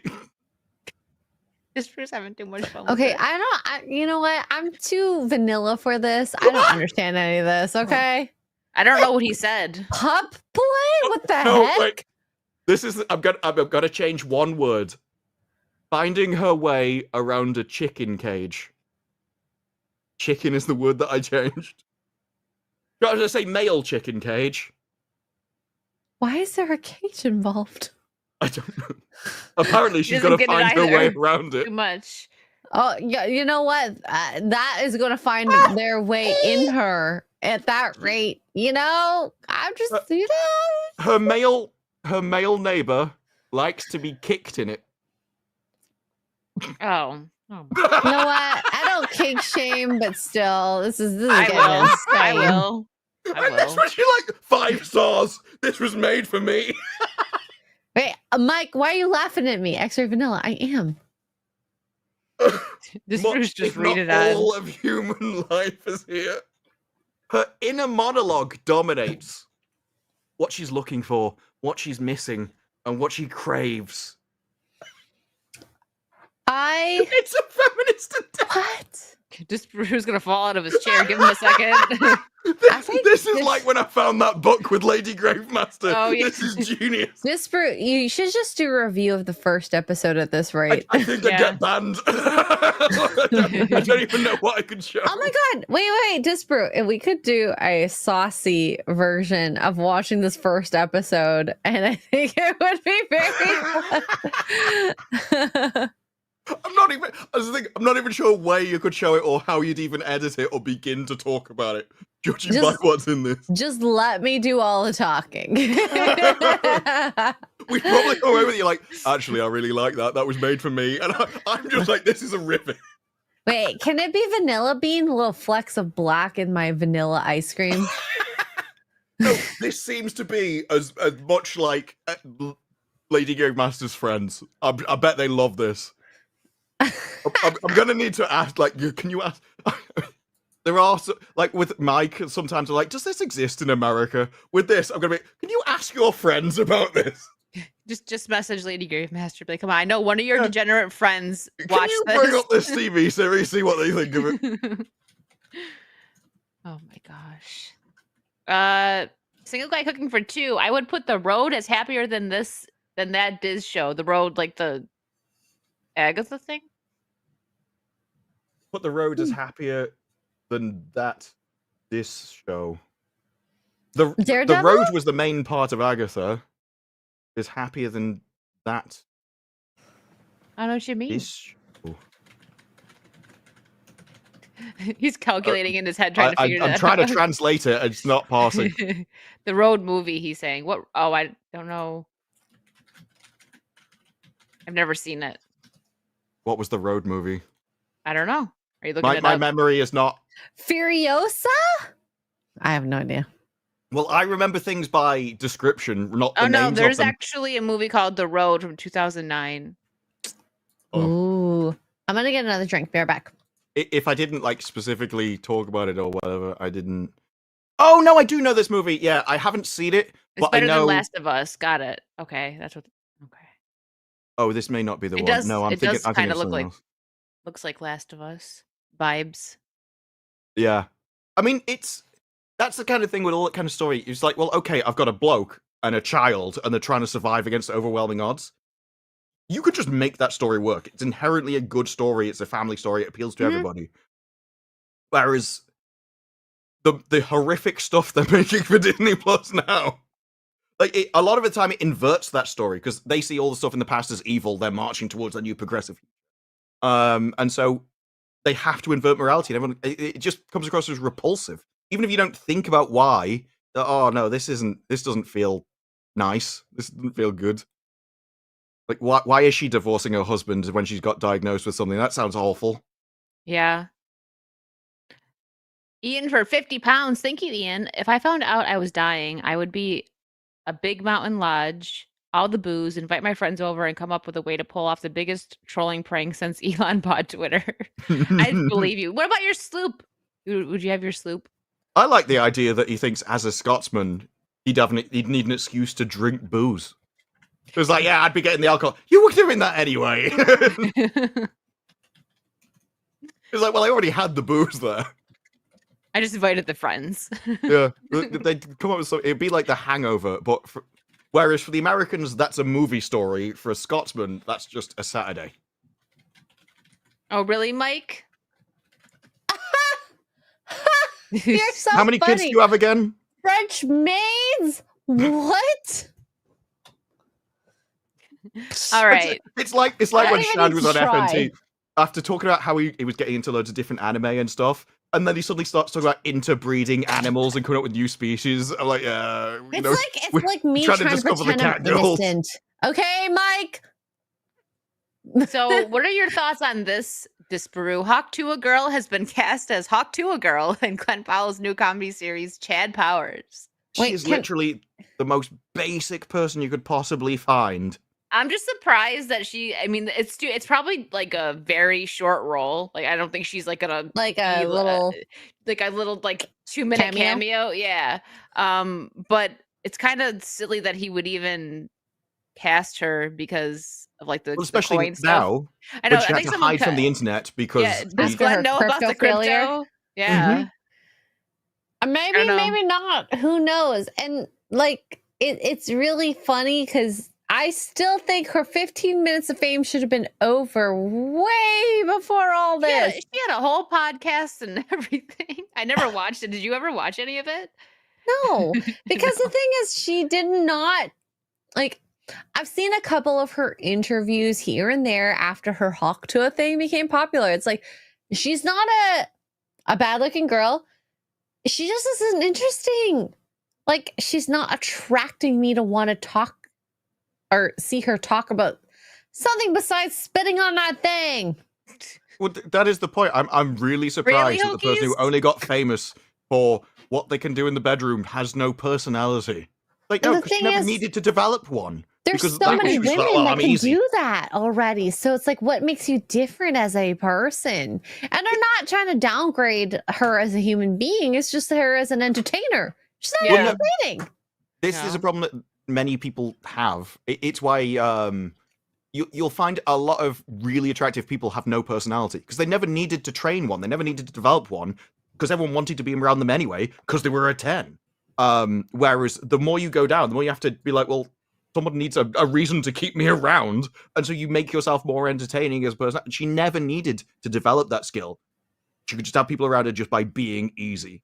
And so, yeah, when she needs to talk to people, nothing. There's nothing there. There's nothing going on. Nobody thought she was some kind of great thinker. And I do think the podcast was basically there to keep her hyped up long enough so she could pull the scam. It's back. Hey, you know what? She should have just been like, call her daddy, okay? Give me the Gluck Gluck 9000 and all that blah, blah, blah, blah, blah. And that would have been on the same vein. But the thing is, call her daddy also did way better than she did. So, Yeah, and I think that's why the crypto was the go big then go home, because everybody knew that podcast was not gonna last. She was had big guests because she was viral. She knew the right people. Those big guests can't keep coming on forever. They won't keep you floating forever. You're gonna have to have some talent, and I think everyone saw the writing on the wall that she was short-lived. She was a meme, and it was over. So they just took all the money they could straight away. And so this just Yeah, seems she is. really late. maybe. Yeah, maybe the clue was the Gluck Gluck 9000. Maybe it was Hey, okay, when as you someone- say that, maybe it's like, okay. As She's someone who writing. actually listened back before the whole thing, the scandal happened with Call Her Daddy, like it was, even if it was a dirty podcast, it was entertaining. Okay. I've never watched it. I don't even know what it's about. I just thought people So- called her daddy. So they did four episodes before they signed up with Barstool Sports. Like that's actually almost unheard of. To have a big contract like that, and then to go from, I think they were making 100,000 in their contract, each of the girls, plus a merch deal, to a $20 million contract with Spotify. That is unheard of. Oh. So Jake Paul produced it. What? I don't even remember. I've heard of it. I did not know Did Jake that. produce it? I No, didn't Jake know that. Paul, I believe, produced Hawk Tuah's. I think she's involved with. Oh, Oh. Hawk Tuah. Okay. That's I how was she gonna got all fail. those guests. He had the Oh, I contacts. thought you meant Call Her Daddy. well, Okay, okay. that makes sense. That makes sense. That makes sense. Yeah. Because I think what she said when she returns with this one, she won't be linked to him anymore. That was kind of how we're separating. He probably won't ourselves be from the linked to crypto. her, which says a lot because Jake Paul's done some Well, stuff. Yeah. I think that they got the plan out. You know, we do this for a while, we run crypto, and then that's it. You're gone. And she's like, no, I want to stay around. But she should have not done the crypto coin then, because now Yeah, her whoever name told is her to do tainted. that, they wanted to see her fail. She was Well, I think getting she would have done wrong anyway. advice. If you were looking at it from how can you maximize the money, that probably was the best strategy because there's a flash in the pan. You know, it's only a bad idea if you've got scruples because you don't want to nick people's money, or because you think that your long-term value will be more than you'll get out of a short-term crypto thing. And I don't think hers is. Probably Her not. 15 minutes should have ended long ago. Yeah. I think it's over. This movie is somebody else putting her there. It's not from any of her kind of business acumen. And it's It- probably like 2 minutes. It's probably not like she's a co-star or anything. I would be shocked. I don't think that's the If case. Glenn got like Alex Cooper from Call Her Daddy, that would have been way more impactful than Hawk Tuah Girl. Yeah, well, maybe he's gonna walk by her and she's gonna like do the bit again. She's gonna spit on him. She's Hey. there, like, trying to sell a crypto on the street. He's like, none of that. And he just walks past. Can we Funny. call Bullseye a huck to a girl because he did it with his tooth? He did spit on that guy's face. He spat on that thing. And hit him I with would his hope that she did it. I would hope that she did it with less force than he did, though, considering the guy's face exploded. So, whew, Maybe he likes it. It's okay. We don't. I only Well, I like don't it once. Like that you only get that. Your last and final. Yeah. You know, you're on your way out. You've got a diagnosis, and you're like, I need to explore. I'm saving you for last. Maybe we can bring Dying for Sex and Bullseye together. Make it a memorable one.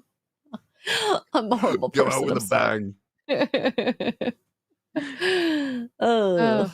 Jason Webster, thank you for the Australian 5. Way back love 2025. A woman with no will to live is visited by her law school sweetheart as the Grim Reaper telling her she has 1 week to live.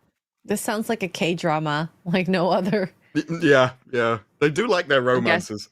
I'm guessing it is, do. yeah. But the thing is, it works. Okay. Whatever. They're going all over the place. I know Disney now have K-dramas. I think Amazon, there was one. There was a romance being advertised on Amazon that was a K-drama.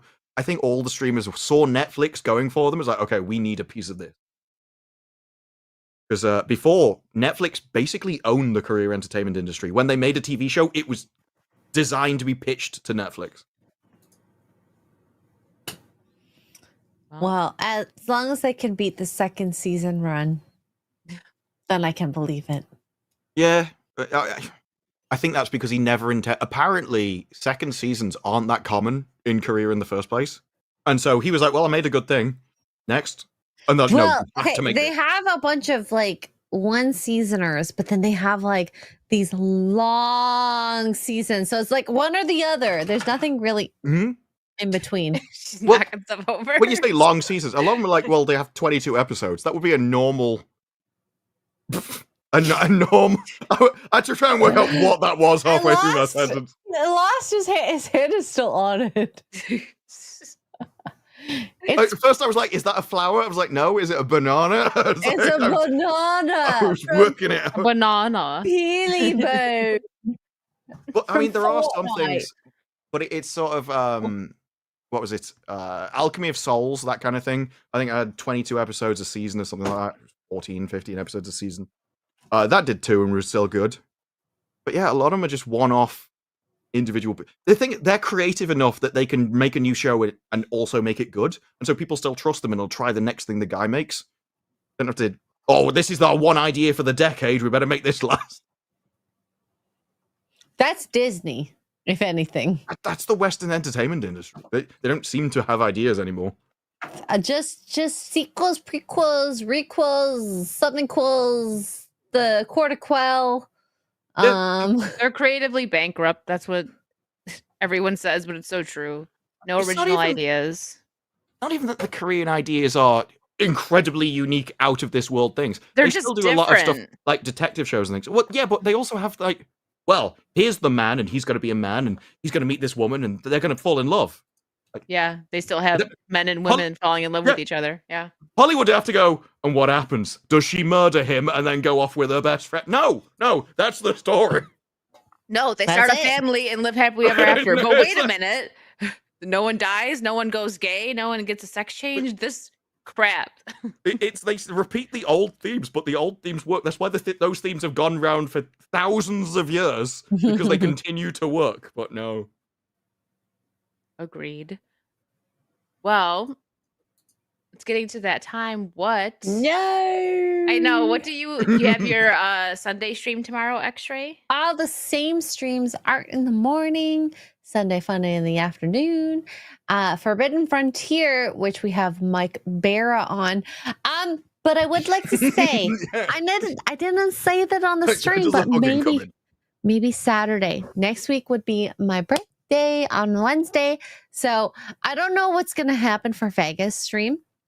We're going to talk about this afterwards and figure it out. We'll keep you posted on my YouTube and on X.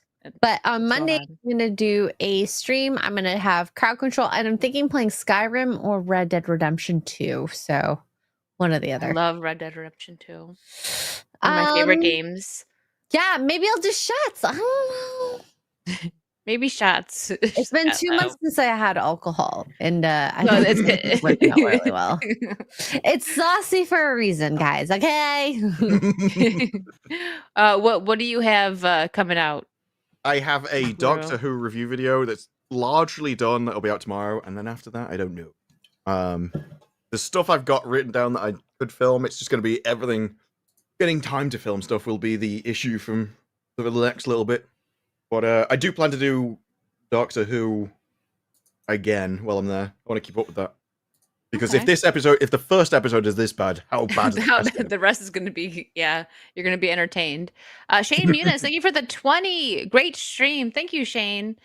Tomorrow I have my Sunday night stream with Capable Jen, and we have some guests joining us. We're playing Repo. Epic, Mike, and Kara are going to play with us. It's so much fun. We played it last week, and I was dying laughing. I was crying. So, yes, tomorrow, 8 p.m. East. And then gaming streams throughout the week, probably Wednesday. Mondays and Tuesdays, I don't do much. Wicked's World, Thursday at 6 p.m. Eastern. And we will keep you guys updated on the status of Saucy next week.